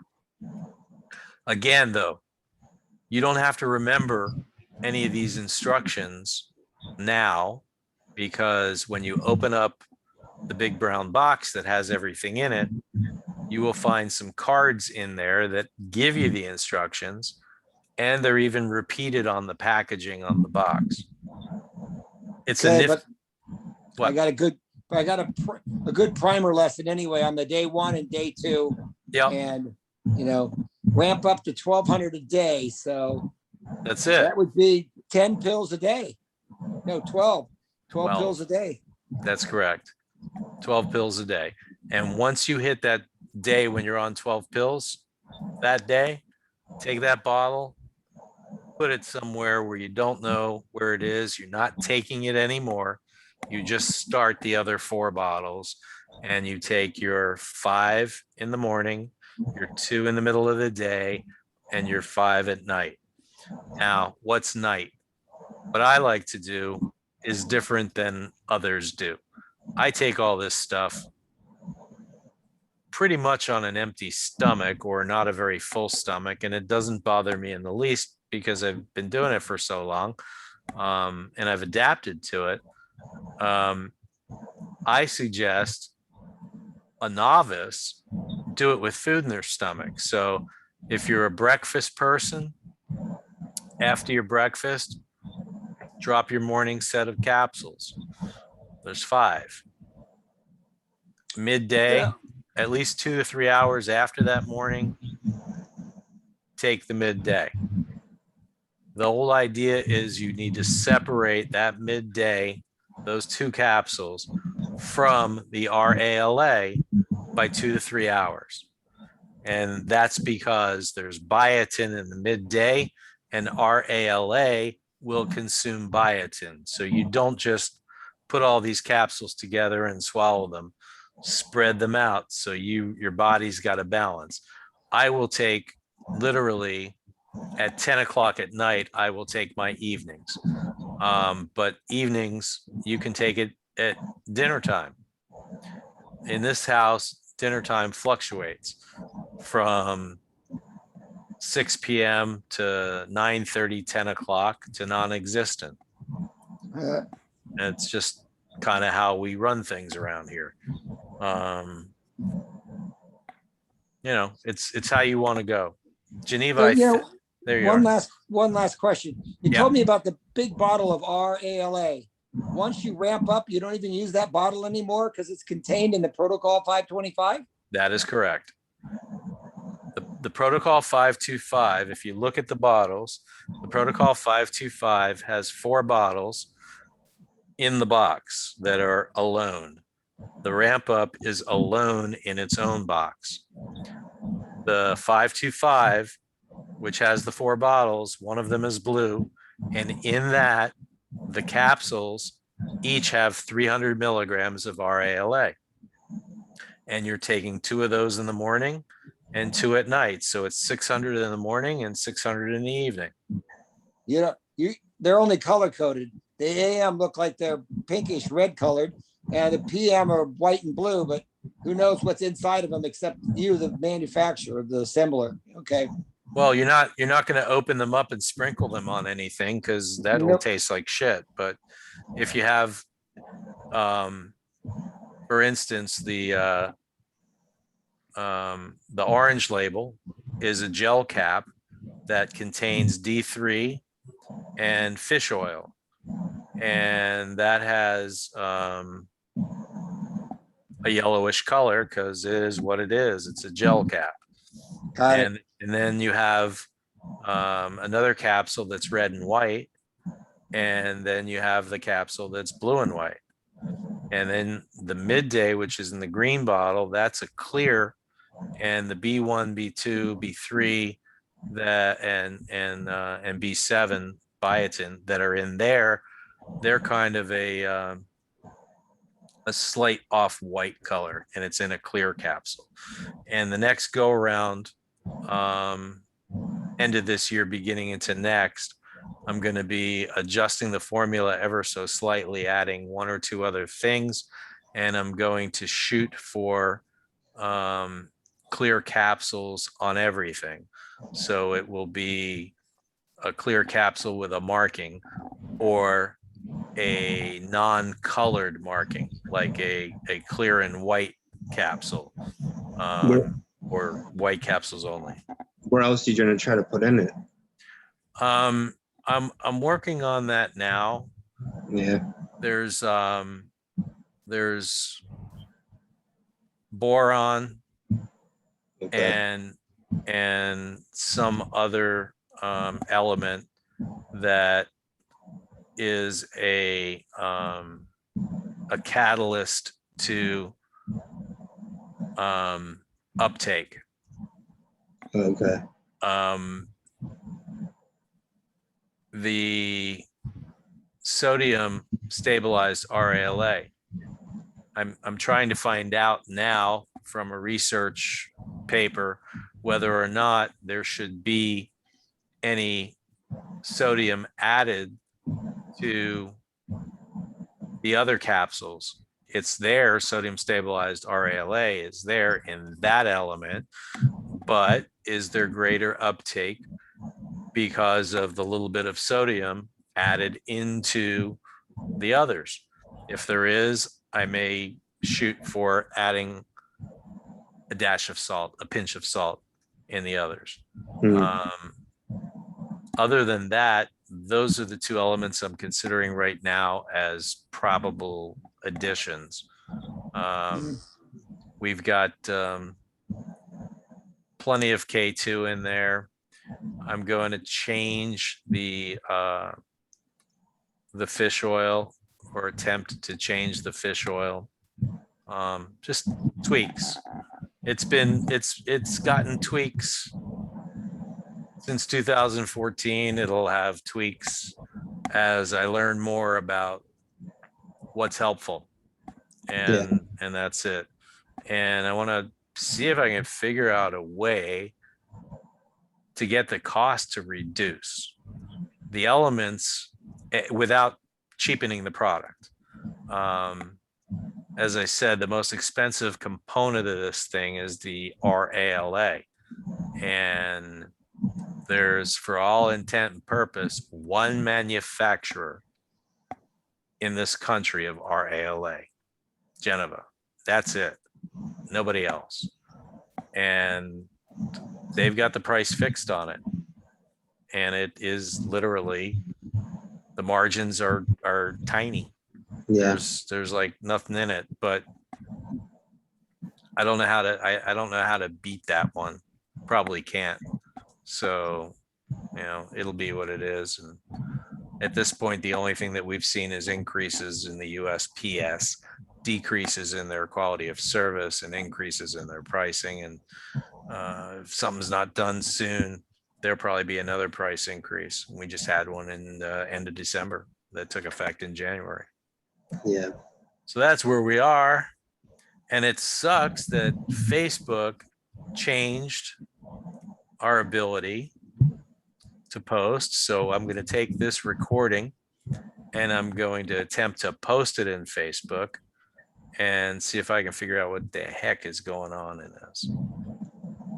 So overall, Dan, are you doing okay? I'm still, like I said, it's early, so it's not going to be a while. It's not going to be for a while. Right. So, but you're about a dozen days in. Yeah. So I don't know, it seems like maybe my feet are hurting a little bit more. Actually a good thing.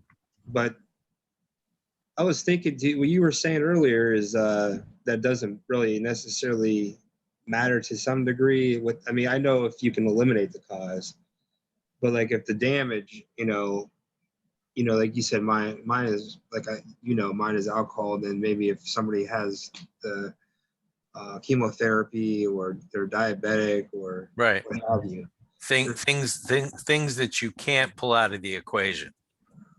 But a diabetic could no longer be a diabetic if they change their eating habits and lifestyle.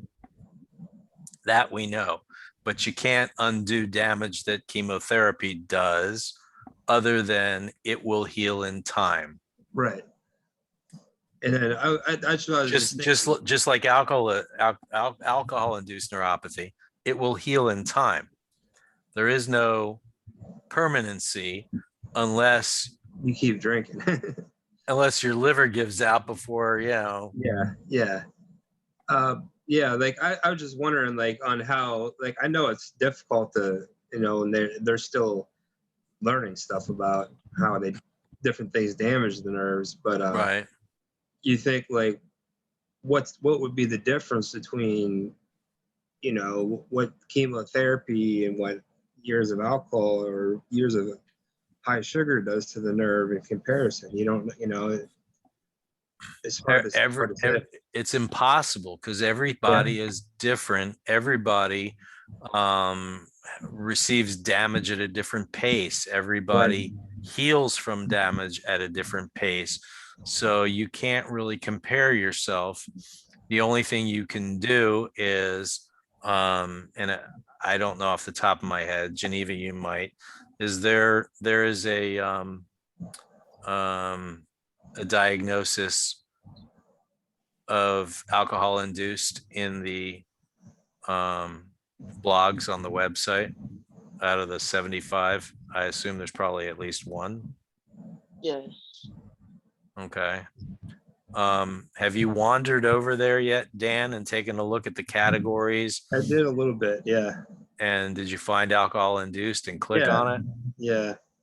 And did you then copy and paste some of that in the group search in the group? Yeah. I've done some of that. Okay, because that will lead you to who that person is. And then you can just search that person and read the rest of it. And that will give you a description of their journey. They may have a very shallow collection of posts. Yeah. They may have an in-depth collection of posts. And you can certainly post in the group and tag them Yeah. and tell them you read their post and ask them how they're doing. As you can imagine, there's easily a 50% chance that they gave up, and there's a 50% chance that they're doing much better. Yeah. We don't have any idea. You got to ask. Yeah. So the sad thing is that there are too many publications that talk about a lack of a success rate Yes. because none of them are looking at the same model being applied as what we are applying. So it's True. not like the protocol has been out there long enough. Bits and parts of it certainly have, but this whole combination hasn't, to get picked up or paid attention to. And who's going to pay attention to it? Right. I get it. If I had the budget to be able to pay for a university study, Yeah. and all of that can get quantified and then submitted to the FDA for their observance, approval, what have you. This could end up being prescription worthy, Yeah. but it takes money, and not at the pace it's going right now, with COVID and how many people are exposed to it. More people need to get exposed to it, which is why I'm dumping a ton of time and energy in doing these lives and trying to change the website. I can't afford to pay some high-end advertising agency to climb inside my brain and pull everything out and then replicate it on a website like some of these companies who are putting out sludge product can do. Yeah. They've got angels with big bucks behind them, and any of that gets out there. Like, take Nerve Renew has a history, if you review it, of having closed their company and reinvented themselves like 6 times since Really? they've existed. I didn't know that. Yeah, they've gotten in trouble. They went away, they came back, they went away, they came back, they went away, they came back. They've altered their product. They have 7 or 8 entities that are disguised, but they're all them. And they have 3 or 4 variations of their product out there on the street. And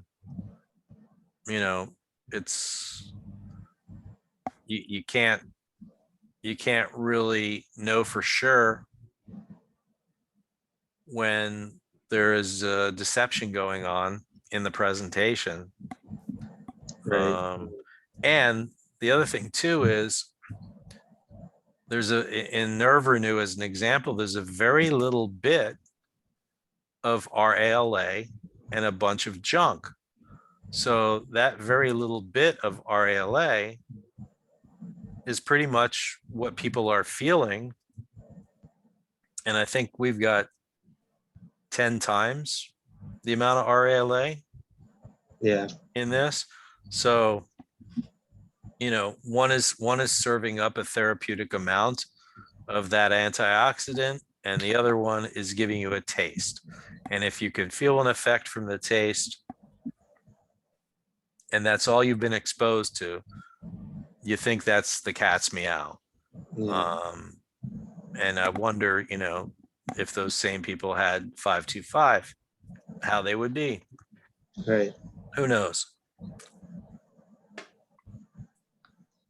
Yeah, it's interesting because it's something that really needs to be improved as far as I'm not saying what you have, but like as far as like what neuropathy is treated for, how to Right. treat it. Exactly. It's horrible. There's no, I mean, I'm not expecting a cure, anytime soon, but the way they're treating it at the doctors, as is horrible. They're not even, they're treating it with drugs that they're not even necessarily proven effective anyways for it. Exactly. And then they give you a ton of side effects. Like gabapentin is not approved for it. It's off-label use. Exactly. They give that to everybody. And a very deep pocketed manufacturer has written a hefty check to an entity to get it approved for use as an off-label item. So, it's a business, and you can't fight that. I mean, when you got billions of well, dollars. you can if you have, Well, that's what I'm saying. like if somebody knew Eric Clapton, or if somebody knew what's her name, the singer, Lady Gaga, and said, hey, you got to take this 525, and all of a sudden, wow, that's true. they've got an improvement. They would catch up. People would. No, I mean, they could, all they'd have to do is tweet it one time. Yeah, and it's there. And explosion happens. No, you're right. Or for that matter, they're, they got 800 million in the bank or spread about. It doesn't take any of that, but just a tiny little portion to blast something like this out into the stratosphere. There are 200 million sufferers of neuropathy worldwide. 200 million? 200 million. There are nearly 200 separate diagnoses. So far, about 75 plus, as Geneva's working on pulling them from the group. There's at least 75 different diagnoses within the 10,800 or 10,700 people in the group. So there's plenty of people who can take advantage of this. Yeah. And it would take a bite out of addictions. It would remove people from literally being guinea pigs and receiving brain damage for the practices that are dropped on them by responsible professionals. It's kind of like, it's sort of a dream. I've tweeted from the Protocol 525 Twitter page. I've tweeted at both of them, who both have neuropathy. And it's a waste of time. Who am I? So it is what it is, and it will be what it will be. And who knows? Maybe somebody will pick up on watching alive, going through the website, reading through the testimonials and the blogs, looking at the Facebook group, whatever. This is, how it will catch. I still can't catch the attention of all the group members, or even 1% of them. That's bizarre to me. Yeah, you'd think. I mean, dude, people like we were saying earlier, people are doing anything they, practically Their to doctor get a said handle on this. What's that? it's all about the doctor. Yeah. That's all it Oh is. yeah, I mean that's just, because we're kind of, you've been brainwashed for how many years? Like Western. But I'm gonna tell you, absolutely no one will ever convince me again the doctor knows what's best for me. I The mean, doctor has royally no, I get. See, I think it to some they can be beneficial. Like if you got like, life altering things, you're gonna have to go to the doctor, right? Right. It all depends on I'd rather die. it all depends on what the I'm diagnosis is. I'd rather die. When a doctor is out there saying things that are absurd, like, yeah, don't take that shit because all you're doing is producing expensive urine. That's where I want to say to the doctor, excuse me, what did you have to do to get your license to practice? Did you have to master physiology? Did you have a professor? What did he teach you about? Did he ever utter the words gabapentin? Did he ever utter the words alpha lipoic acid? I'll bet you he did. Did he ever, talk about what causes the human body to heal? Did he ever associate that to a depression medication? No. If you'd like some expensive urine, I'll be happy to pour it in your lap. I remember when I fired my cardiologist. The thing with neuropathy, especially small fiber, is it's a relatively new diagnosis, really, in some aspects. Well, all of neuropathy and fibromyalgia has all become a respected diagnosis. Right. It's always been there. In the last 10 years. Yes. So, I mean, when I took Mrs. Diamond 2.0 to the neurologist for her fibromyalgia, he said there's something going on because the tests suggested it. But before we got to that neurologist, and of course, there was nothing for her other than gabapentin. Before we got to that neurologist, everybody else told her that it was all in her head. Yeah. And that was the go-to forever. And then, of course, patients give up hope and become depressed. And it goes to, if you complain to the doctor, it's his job to get you to stop complaining. And he doesn't care how he does it. Yeah. So. Yeah. Well, the tough part with this condition is that, with any kind of chronic pain, but really this one in particular, that it can be, nonstop, and it's just, and it's so many people, like you were saying, suffer from this nonstop pain, and it just needs to be something better that's not going to make things worse. I mean, how many people? Exactly.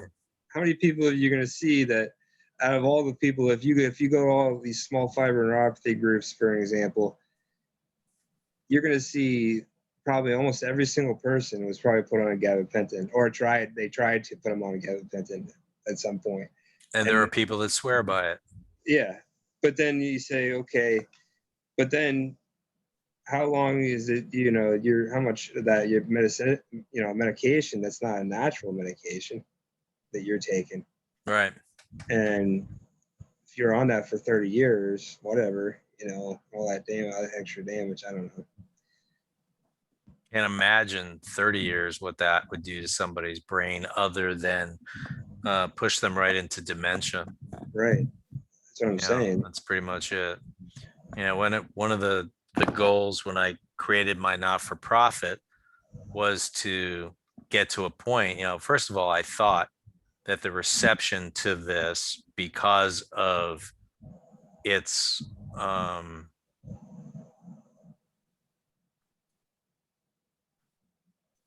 promotion by users through their testimonials, I thought that this would catch on like wildfire in the group. Because what is the group? Bunch of people looking for answers. Well, here's the goddamn answer. Yeah. Oh, well, but you're making money on it. That's the number one response. Who are you? Are you a doctor? Doctor is why we are here, dumbass. Oh, what gives me the credentials to tell you that this is good? And I go back to, don't look at me. Take the ingredients and the dosages to your local anatomy and physiology professor and ask him. Don't even go to your doctor unless you want to pay extra for a functional medicine doctor. He'll love it. Yeah. Go to somebody who's still a scientist and not a prescription writer. They'll like it. But because there's no huge amount of sales, again, I don't have the clout to be able to do the rest of the necessary things that really need to be done for it to get more mainstreamed. There's a lot of stigma out there about that people, think that nerves don't heal. Right. And whose fault is that? Doctors. Yeah, you're right. Because how else can they justify trying to disguise symptoms? And it goes back to, there's no money. If there were any pharmaceutical companies who were smart enough to do it, they would recreate the protocol. I can't. they'll put B6 in it. Right, they probably would. Well, that's what Matanks did, right? Into Right. Well, I mean, that was it. I mean, but so point is that they would recreate the formula, and then they would be competing against a $1,500 a month Lyrica diet. So which is it? $200 for Protocol 525 or $1,500 for Lyrica? Let's push the Lyrica. It's a no-brainer. Obviously, it's all about numbers. It's not about results. Results make patients go away. Patients are customers, consumers. It's the state of the American healthcare system, and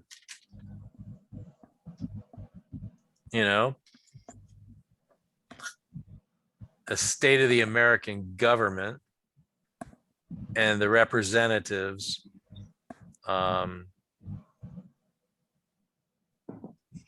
maybe I'm in the wrong country. Who the hell knows?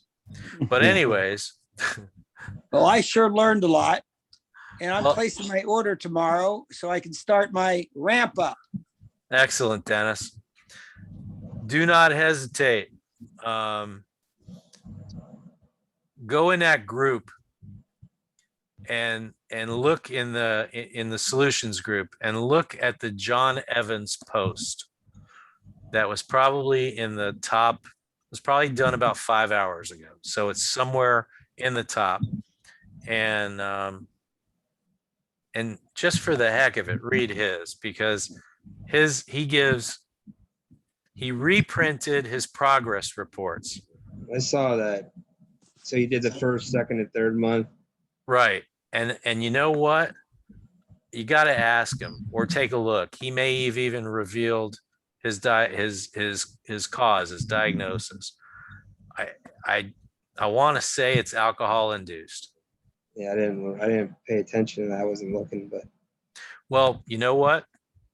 Ask him what his trigger was. Ask him what caused this, and he'll be happy to respond and tell you. And it seems to me, my recollection, and you could probably search him out. It seems to me, my recollection was too much time in the pubs. yeah. Well, yeah, that's easy to do, especially when you become, hooked on it. You could. Well, you know what? It's not so much about you as it's about the culture where you are. True. I've got relatives in an area of Connecticut, and all there is to do there is drink. Yeah, that makes sense. That's it. I've got friends in other countries. And you would think, oh my God, there's plenty to do there. And what do? They drink. All the time. Yeah, it's used to introduce them at a young age. Exactly. And what's the end result? Probably a shit pile. But the fact is, it's going to be a good thing. no, but it's not an individual's fault. It is a cultural thing that is based on your environment, and you got caught by it. That's all there is. And That's what it was. That's what it was for me. I had two parents who were alcoholics, and then they gave it to me. Bad habit. So it really depends. Like if I didn't have, parents who were different, I probably wouldn't have, drank. It's just like you said, depends on your environment. It's exactly what it is. And it's, it's that for everything in the social stratosphere. Yeah. It's the, from political position to cultural or anti-cultural position, Yeah. all acceptance of reality, or I could philosophize for hours on this. You're a product of your environment is just really what it amounts to. And you can control it. You don't actually have to leave the environment. You just have to have the awakening to want to have a thought process, a paradigm shift in what's best for you, and then try and practice it, Yeah. given that you're not overly influenced not to. If you got to get the hell out of the small town, you get the hell out of the small town. If you have to join the military, you join the military. You do what you possibly can, and hopefully you make, the right decisions and all that. But Yeah. Or All you end up like my husband. was that, Or you end up like my husband. or you end up like her husband? My husband, yes. He's had 2 hip replacements, 1 knee replacement, got another knee going out, and he stinks. I can smell him rotten from the inside out. Oh yeah. What is it? And What? I have to keep him alive for 12 more years. Was he an alcoholic? Yes, he drinks every day. Oh, he still drinks. Whiskey every Yeah, day. you know, even the last 10 years I was drinking, it was a lot less.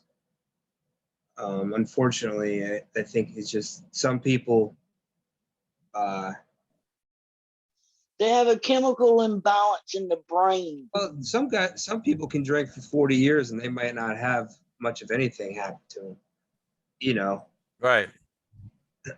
However, you got somebody, might be 10 years into it or 15 years, and then they have stuff like me. So everybody, their body, for some reason, it's so, and they'll probably never be able to figure out why people's bodies react differently to different things. It's just, Because they have a chemical imbalance in the brain.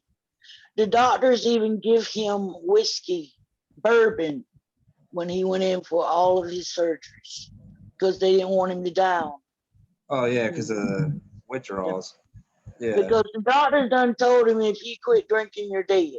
No, yeah, I'm like we that. thank I you mean, very if much. if you were a heavy drinker, like for me, at the end, I was only drinking 1 or 2 beers, so quitting was nothing. It's just the problem that I didn't understand is that I was told for 8 years that it was something else. The neuropathy. If I would have known 8 years ago, they would have said, Dan, you better stop your drinking. If you do keep continuing, you're gonna get this worse. I didn't know. So I continued to drink. It wasn't a ton, but I was still drinking most nights, Right. And but He drinks from anywhere from a pint to a fifth every night. I mean that's a lot. And how long has he been doing that for? See, he started out when we got married. Well, he started drinking when he was 9 years old because he had 2 older brothers. Jeez. And when I met him and we got married, he was a weekend beer drinker. I'd say for about the first 15 years. And we've been married 34 years. And the last 15 or so, after he got caught up with a motorcycle club, they turned him into a everyday whiskey drinker. So in total, he's probably, but you've been drinking, 40 some years. Yes. So, yeah, I'm not even close to that, but it doesn't make sense. He may not have neuropathy where I get it. So it doesn't make any sense. But what can you? He has neuropathy and he has a blood disorder because that's why he lost his hips. He wasn't getting blood supply to his bones. Oh, I mean, And he was a soccer player. He rode a bicycle for 15 years back and forth to work. I told him, I said, you did it to yourself. You get your own ass to work. I'm not taking you. Wow.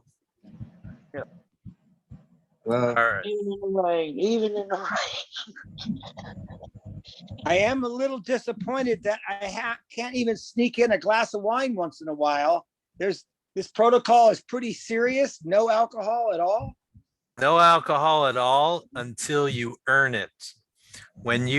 Here's the thing. When you get alcohol in your system, dehydrates your cells. When you get to a point where you are happy with your progress and you are at a 1, 2, and 3 level of discomfort, you can treat yourself whenever you want to whatever you want. And if it triggers your neuropathy to flare, then you know you tried it too soon. Is it alcohol or sugar? It's both. It's both, but it's alcohol and it's sugar. Blood glucose increases, not good. Alcohol dehydrates, and it's both independently for different reasons. Do I drink? whenever and whatever I want. Did I drink when I was on all the medications? Absolutely not. Really? Do I like to drink? Not particularly. I love going on cruises. My wife works for a cruise line. I buy the drink package when I go. And do I ever consume the value of that? Not with alcoholic beverages. How many beers could I possibly be good for in a day? Maybe 3 or 4. How often do I do that? 3 times a year. Yeah. If I go out to dinner and it involves wanting to have a drink, or as an example, my best buddy is a comedian and I love going to his shows, and they got a 2-drink minimum. Let me have a double tequila and a lime. Bring me a half a lime. Ouch. What can I say? Does it bother me? Do I get a buzz? Nope. Ouch. It's really a matter of what triggers you and what level of healing you have earned that you can challenge that healing with a potential trigger. So yes, you will earn it. And until you earn it, avoid it, because it is detrimental, to your progress. Now, if you're having a birthday party and you want a glass of wine or 2, I'm not saying don't do it. I'm saying that any steady habit of alcohol ingestion is going to dehydrate you, and we are trying to overhydrate you. So throwing stones in a glass house, wait till that glass has got, hurricane resistant windows.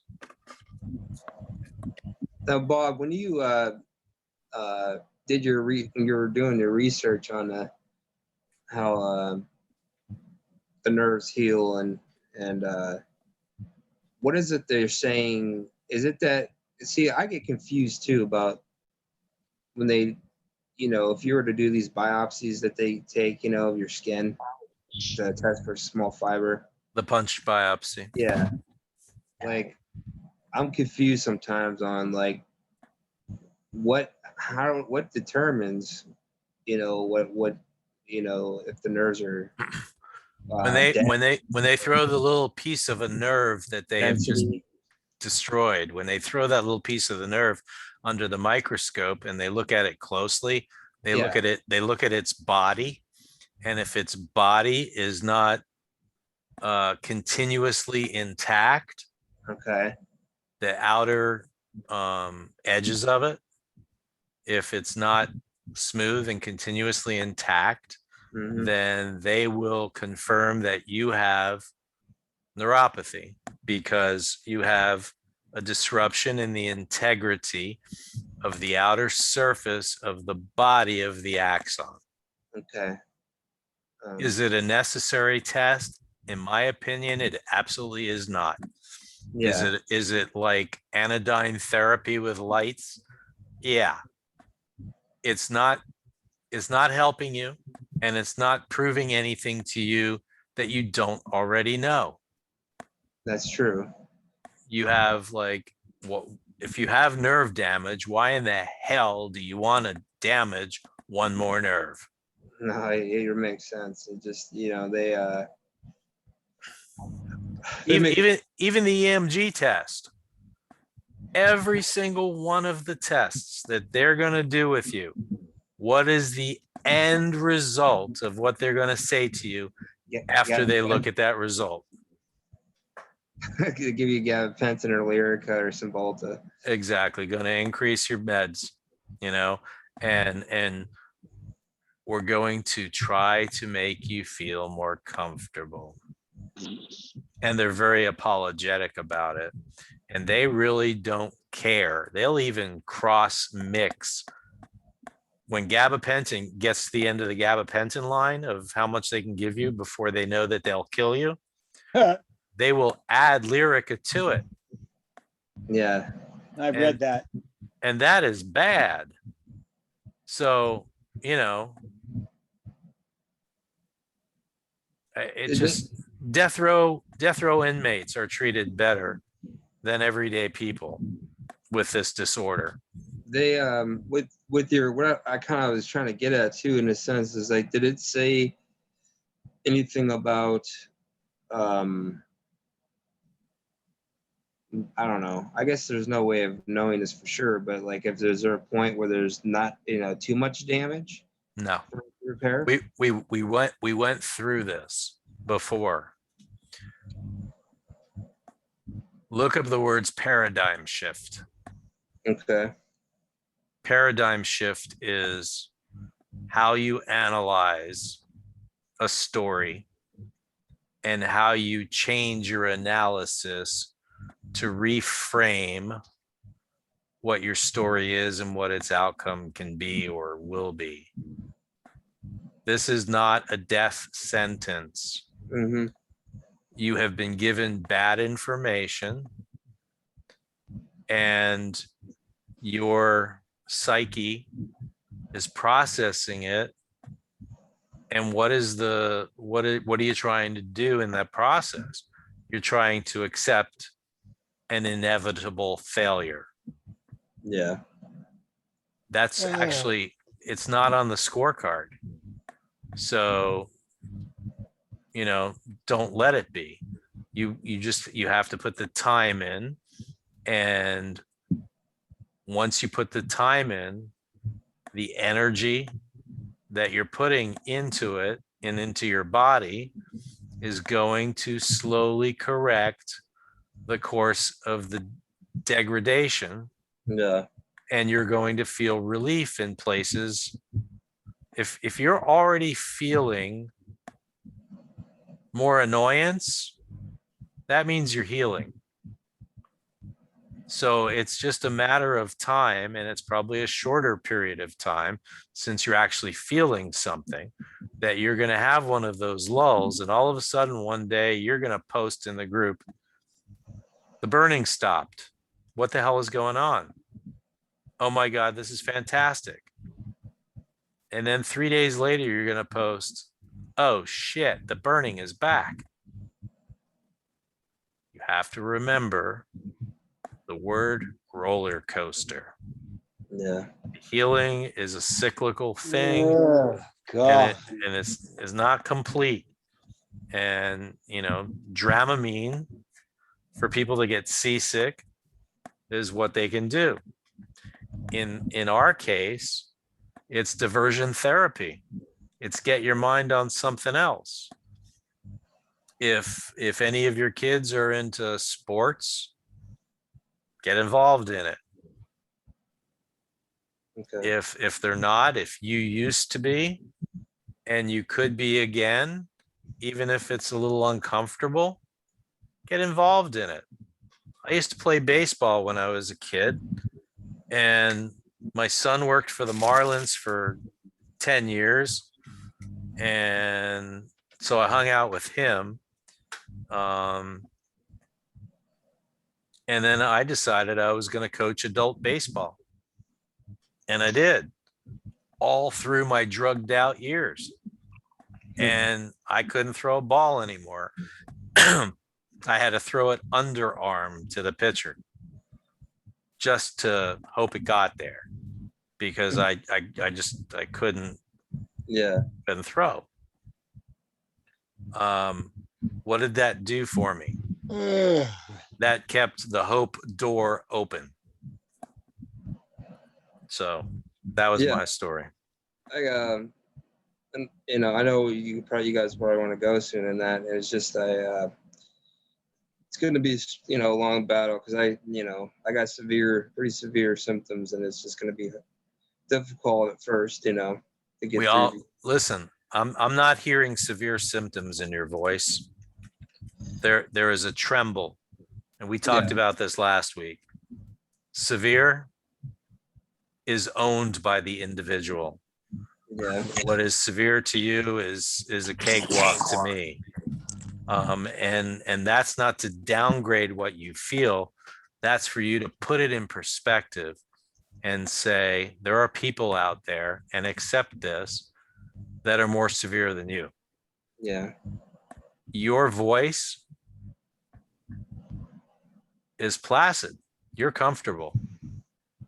You may be uncomfortable, but you are not dogged by twitches and tics and fasciculations and nervous reactions that are super severe. I mean, Geneva with her dulcet tones with her voice, Yeah. her voice sounds like that because of her neuropathy. Is that really right? Yeah. I didn't know that. She sounds like she's a 2 or 3 pack a day smoker. She's Okay. not. And so severe. Severe is letting a doctor put a device in you that releases toxins throughout your body that destroys every nerve, every tendon, every ligament. Oh yeah, with the antibiotics. Yeah, I And know. no, it wasn't antibiotics, Oh, but it may have been antibiotics at the age of 19. when you were describing that, I know that some of those fluoroquines can do that. No, I have a mesh implant for bladder support. Oh, okay. I developed bladder issues after having a hysterectomy. And instead of them investigating why I was having bladder issues, they wanted to put a device in me. So my bladder is in a sling made out of toxic material that has destroyed my body. That is trying its best to destroy my body, but I'm not gonna let it. Is that what caused your neuropathy? Yes, I have a family history of degenerative disc disease, Right. I got that too. but you know it's not really hereditary unless you picked up your ancestors' crappy habits, Mm-hmm. like what you put in your body, like Yeah, shitty like food, drinking. alcohol. Drink, yeah. I used to drink too. I used to drink them all under the table and still drove them all home. Wow. But Yeah. I gave up drinking a long time ago just so I wouldn't go to jail. Well, and Because my husband wouldn't be alive right now if I was still drinking. Because I would have. You'd have taken the baseball bat to him. So we've gone from 90 minutes to 2.5 hours, and I'm going to pull the plug because I got office moving to do in the morning. I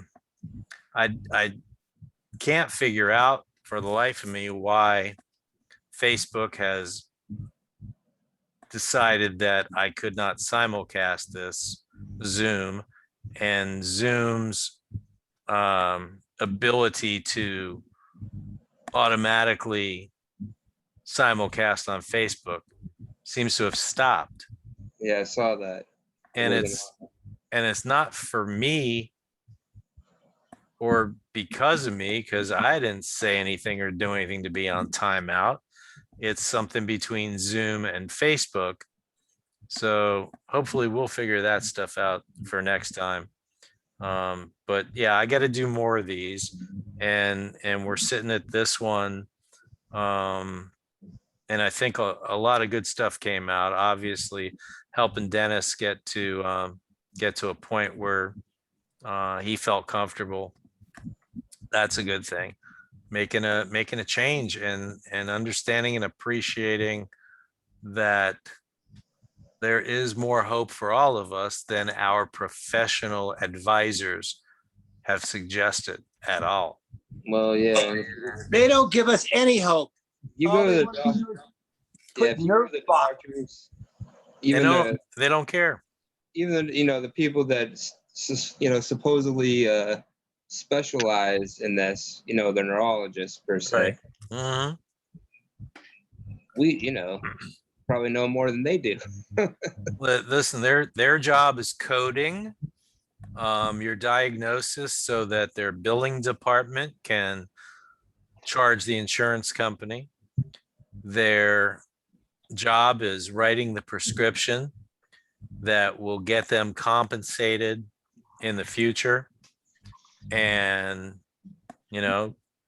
going online to Dollars for Docs and looking at that and plugging in your doctor to see how much he's earning on all the scripts he's writing.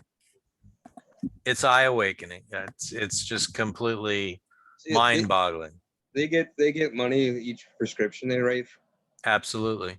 I And didn't it's know and it's broken down and shared with you, and it has to be by law. There's a link in the group to the page. You plug in your doctor's name and the city he's at and what his practice is, and it will tell you the last 2 years of his income derived from his prescription pad. So these companies just give them a cut for each. Right, but Okay. they can't do it with direct cash payment unless it's disguised. For example, you hear stories about doctors going to Hawaii for continuing education conventions. Yeah. So that's all picked up by a pharmaceutical company, Okay. and that doctor may get contacted in advance to say, okay, we're going to pay you a $35,000 honorarium for speaking to the group on Thursday about your office, your interest, whatever it is. So put something together. Oh, great. Thank you. Boom. These things are 5-6 days. They may have 2 or 3 of these conference meetings every single day.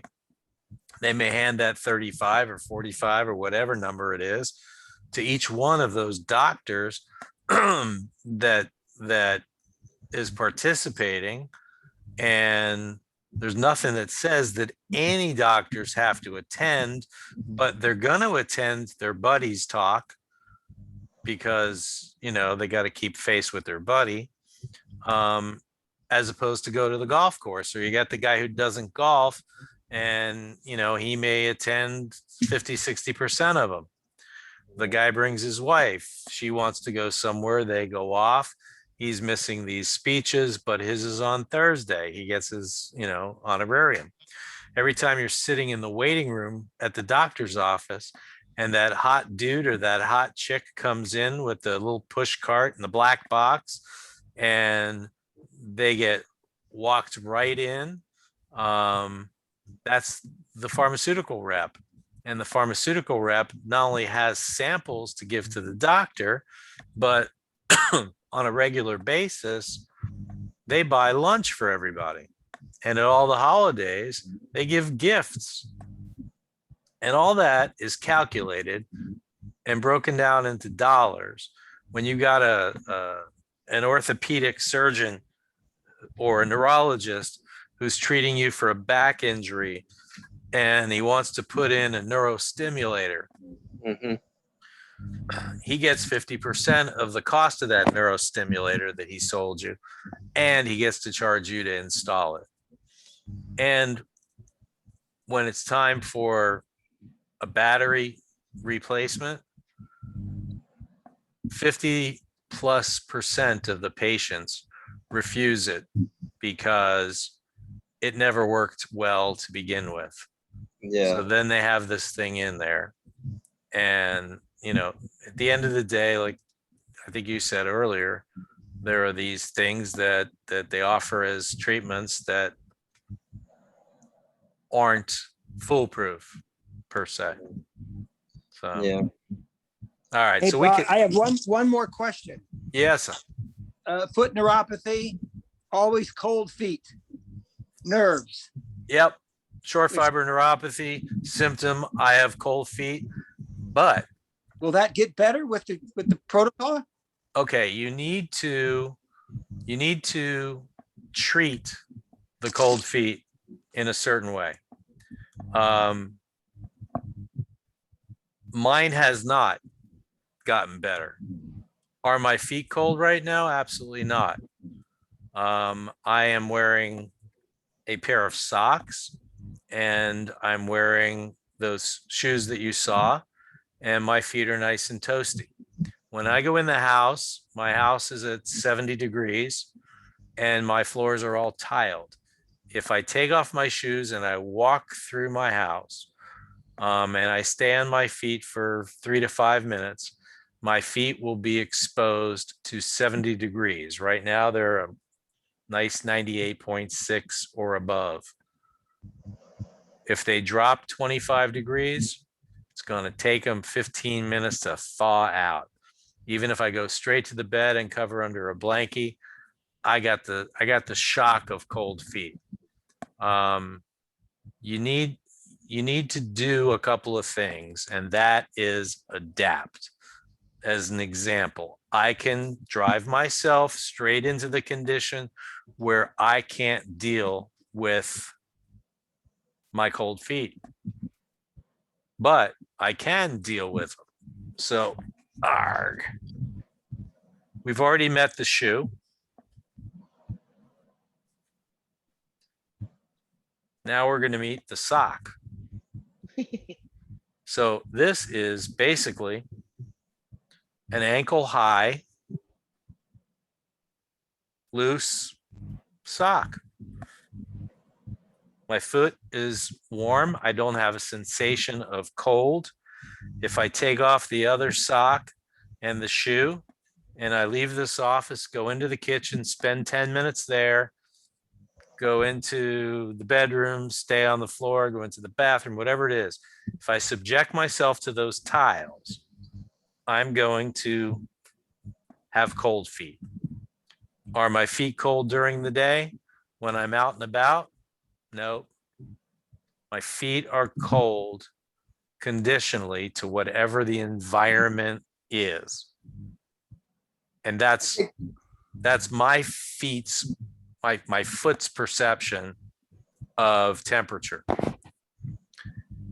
If you think that you are 24/7, 365 cold feet, or you have a level of numbness 24/7, 365, That makes them think they're cold. Yes.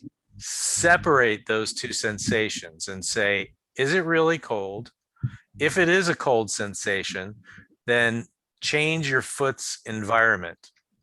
And that would be get you a pair of these and a pair of ankle highs and wear them.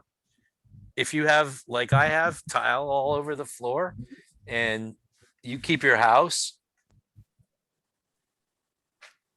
at what you consider to be a comfortable ambient temperature. And I mean, I don't know about you, but I think we had, because it was overcast and supposed to rain, a high of 83 today. Yesterday was 91. Wow. I go from the house air conditioning at 70 to the car air conditioning heading for 70 to the office air conditioning at 70. And I don't pass go, I don't collect 200. And I usually, now that I'm moving things around in the office, I'm protecting my feet by wearing the closed toe shoe and the sock. Most of the days I go into the office, I'm wearing the thongs. My feet are not cold. My feet are not cold until they come in contact with my cold tile. Are my feet kind of numb feeling? Yes. Are they 100% numb feeling? No. Has it improved? Yes. The neurologist, when he would do his hands on, and I don't know if all of them are the same, mine would spend 90 minutes with me at an appointment. He didn't want to rush me out. He did hands on. He wrote notes. He dictated notes, and he would, you know, he would properly document his hands on examination.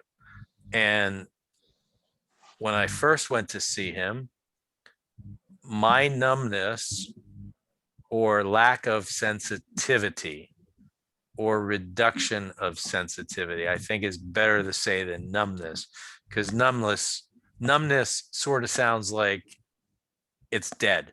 It's a bad word. There are degrees of numbness. So my lack of sensitivity began directly behind my knees and went to the very tips of my toes. After protocol, that numbness is now in the center of the bottom of my foot, or that level of less sensitivity. From the center of the bottom of my foot to the tips of my toes, I can reach down and I can rub one little spot on the top of my foot and perfect sensation, and another little spot on the top of my foot, reduced sensation. I can squeeze all of my toes and I feel all of that. There's no deadness anywhere. And I can feel all the way down my calf, all the way to my ankle. And once I get to my ankle, I can feel a little reduction in the sensitivity. You learn to adapt, you learn to live with it. You learn to say, it could be a lot worse, or it used to be worse, and boy, does it feel better. I used to bitch about it. I used to want to stay drugged. I was popping 15 milligram oxycodones. It wasn't even Percocets. I was doing 5 or 6 of those a day, and I couldn't sleep. So I had a 10 milligram Valium at bedtime, slept like a baby. It has been years since I've had to do any of that. I sleep as much as I want to. I wish. Did you have those symptoms for since 2006 till 2014? Did you have symptoms the whole time? Absolutely. And it was worse and worse. It all began in 6. I remember probably 3 weeks after I fell, and that was in Grenada, laying on my sofa and crying in pain. My hands and forearms, all the way to the bone, were aching and relentlessly aching. And I couldn't really do anything about it. Right. I wasn't one to jump to Tylenol. I was one to complain to my primary, who eventually wrote me a script for what is it? The lowest dose, 3 milligram 325s or something. And he only did that twice. He wouldn't do it more than twice. He sent me to pain management. And I was already heading to get to go to a hand surgeon to find out if I had a broken bone somewhere banging into a nerve, who said, you know, I found a tiny little bone, but I'm just going to leave it there. I'm like, what? Yeah, I think you need carpal tunnel, and we're going to first have you visit with my neurologist downstairs in the building, and he's going to do an EMG, and we're going to determine what your what your symptoms are, coming from.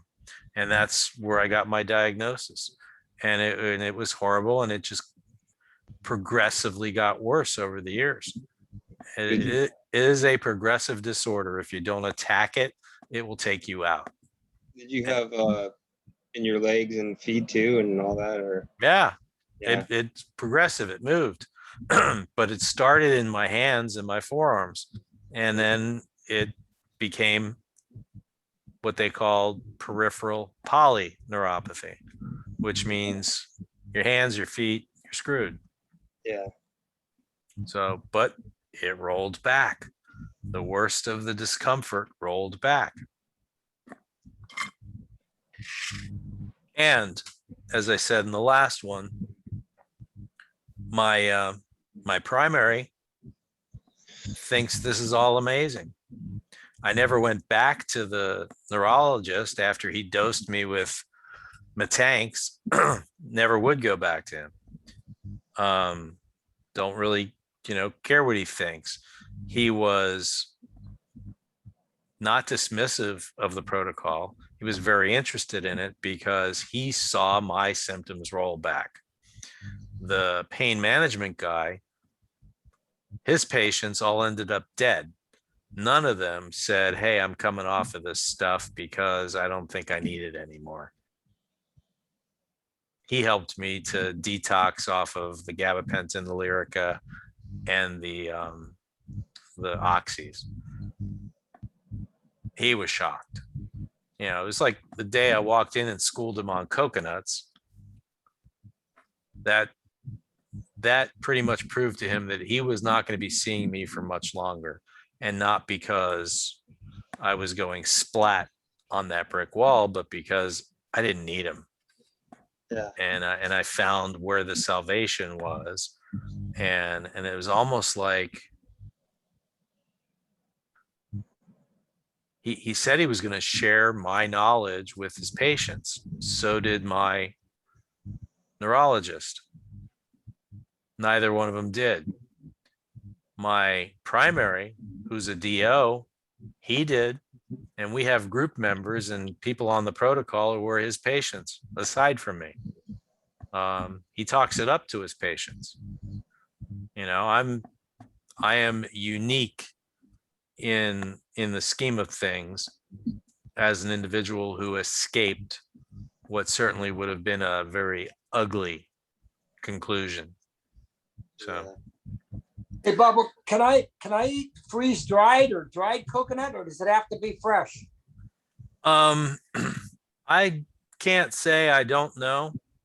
I suspect that the fluid in the coconut, if you were to have coconut that didn't have sugar added to it, if you were to purchase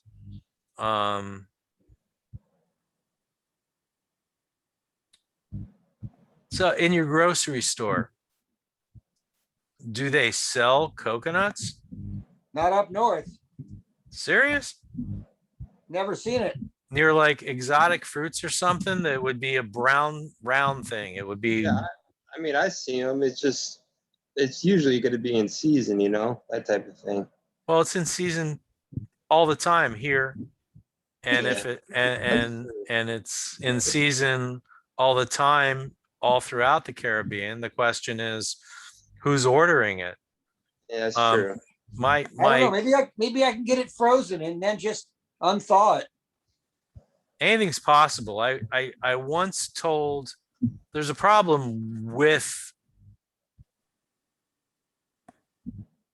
coconut that's inherent in the beast, and that is when it's harvested, and let's say it comes from South America or the Caribbean, which is where the bulk of it comes from. It's not being grown and exported out of Miami.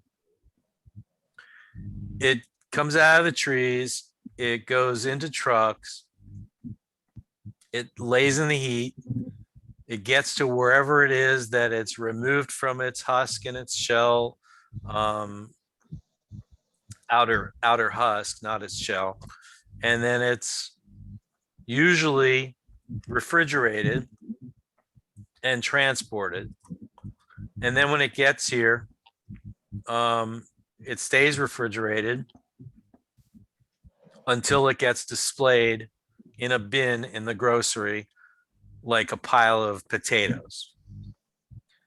And when you examine one, a coconut has 3 eyes, which are the penetrable points to get inside the coconut. And they range in color from light brown to dark brown. And the dark, we're talking about these 3 eyes. The dark brown is actually moisture that is escaping from the nut itself. And so you can't tell from this pile of coconuts unless you find one that has no darkness around the eyes. This is really weird, Coconut 101. You can't tell if this coconut is spoiled because it baked in the heat too long. And you could penetrate one of these eyes and open it up and pour the milk out, and it smells foul or rancid, or it might smell perfect. Thankfully, these things are so plentiful down here. They're 99 cents a piece when I buy them, and I'll buy 4 of them. And invariably 1 or 2 out of the 4 are garbage. So, and that holds true for, we have Publix supermarket down here. The 99-cent piles of them are in our Hispanic related grocery stores. And in Publix, which is a mainstream, they will have these coconuts looking exactly the same. And they'll be $2, $1.99, double the price. And it's the same hit and miss. And you obviously don't want to eat a coconut that's spoiled, and it, does you no good to waste money on it. And I'm not the kind of guy who will take a spoiled $2 item back to the store and say, I want my money back, it's spoiled. So I've thought often about getting one of those, if it fits, it ships boxes, and going and buying a collection of coconuts and shoving it in and shipping it to people. Obviously, if it's done throughout the US, there's no law that says it can't do that. But there is the understanding that you could get 50% duds, and that would be the bitch about a coconut. And that can happen where you are as well. So you could go in, they could be charging you $3 for a coconut at your grocery store because they had to bring it up there. And you might buy one and it might be a dud. So for me, it was consuming fresh coconut meat and fresh coconut milk out of a fresh coconut. Dehydrated coconut, shredded coconut, I've not looked and I've not seen. And I'm sure there's probably, if you Google or Amazon, there's probably a product that exists. But I don't know that dehydrated would be the way to go. And I gotta find a Whole Foods or go to Trader Joe's or somewhere where they're gonna have coconut. Right. And they may all have them. And they may be all at a reasonable price, but just know that the likelihood is there's a 50-50 chance that any coconut you pick up is a dud. Just the way they're handled in the wilderness, so to speak. There are ways to protect them, but then they wouldn't sell so cheaply. But I would buy 3 or 4 to have a couple good ones. when I was buying them. So, I mean, if you're paying 99 cents a piece and you're getting two good ones and you spent $4 to get two good ones, that's not so bad. All right, the hard part's gonna be drilling out the hole or breaking them. They're not that easy. It's a piece of cake. It's a piece of cake, and I would be happy to go out and buy one and do a video on how to do it. In fact, I did a video and I just haven't seen it. I don't know if it's still in the collection in the group. I would think it should be. I did a video on going into a coconut. It's very simple. You can dig the eye out with a knife, dig out two of the eyes, get yourself a drinking straw and shove it into one of the eyes. The other one will act as a vent.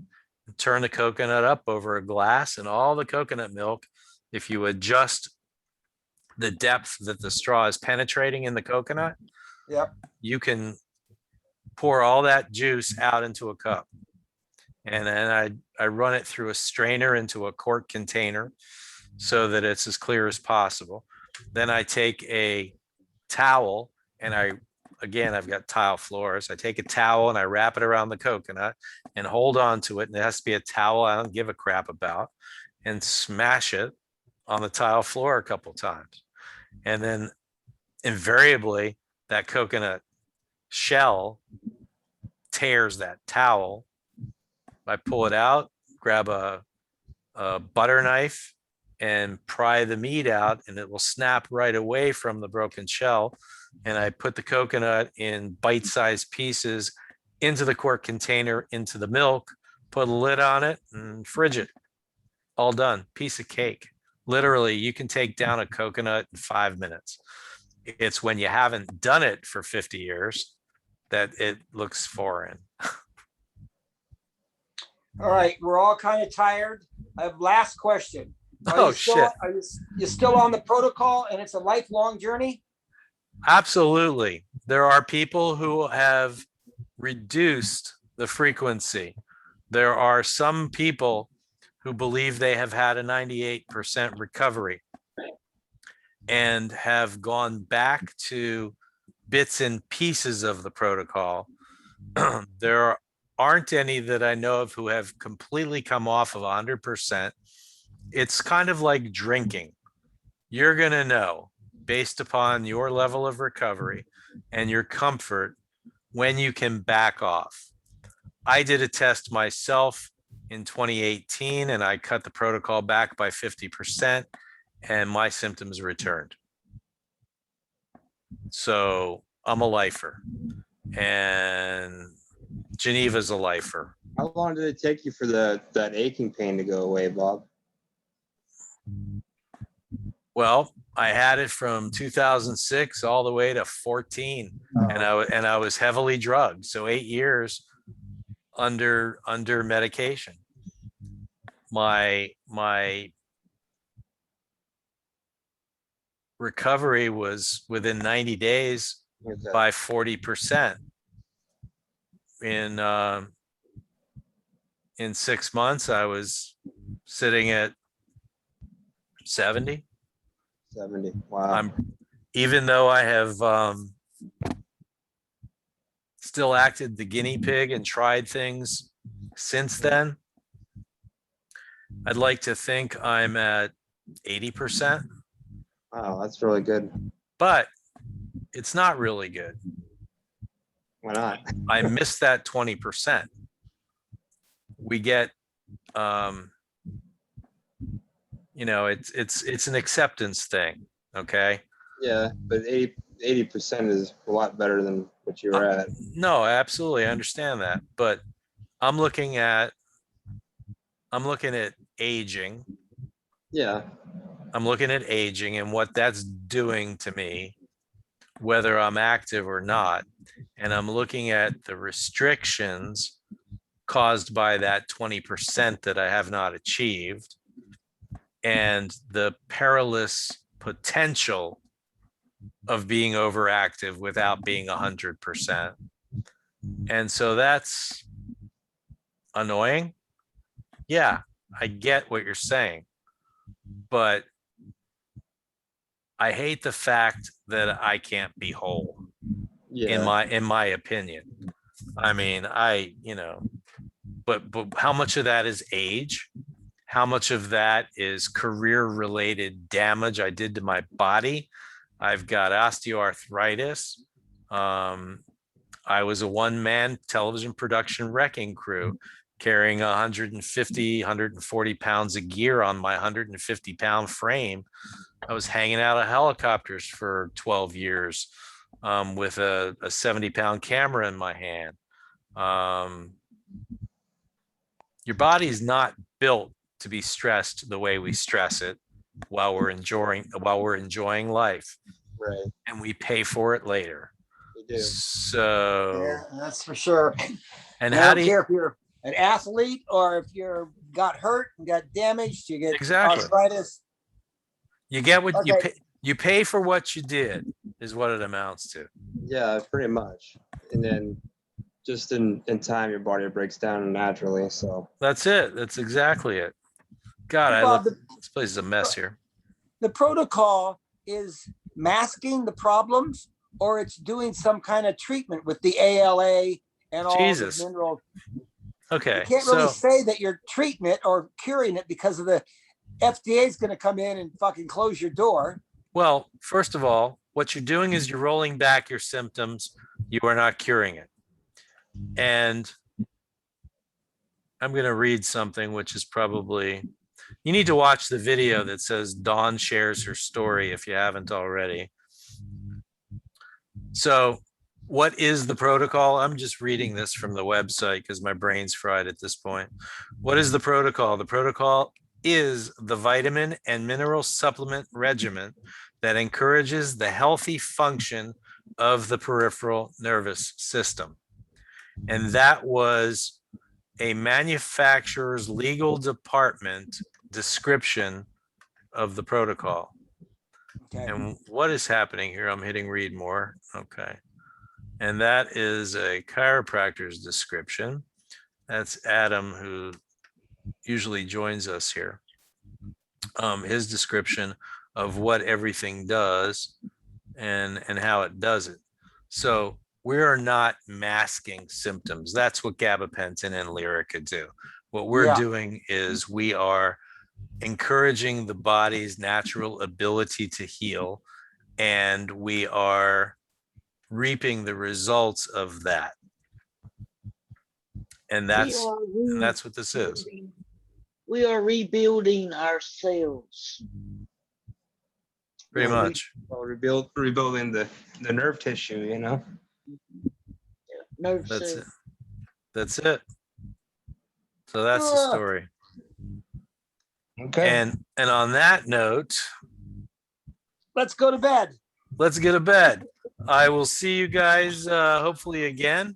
And I want to say we'll be back next week, and I hope to have this whole Facebook integration thing solved, because this is affectionately known as shit for the birds. But it was a great productive evening nonetheless, as far as I'm concerned. And you'll be too. able to Thank you. see this. My pleasure. I'm going to upload this now over into the group, so it will be there. All right. And that's the truth. Dan, thank you. Dennis, thank you. Thanks. Taterbug, thank you, my dear. Good Good night, you guys. Bye. Be good. Till next time. All right.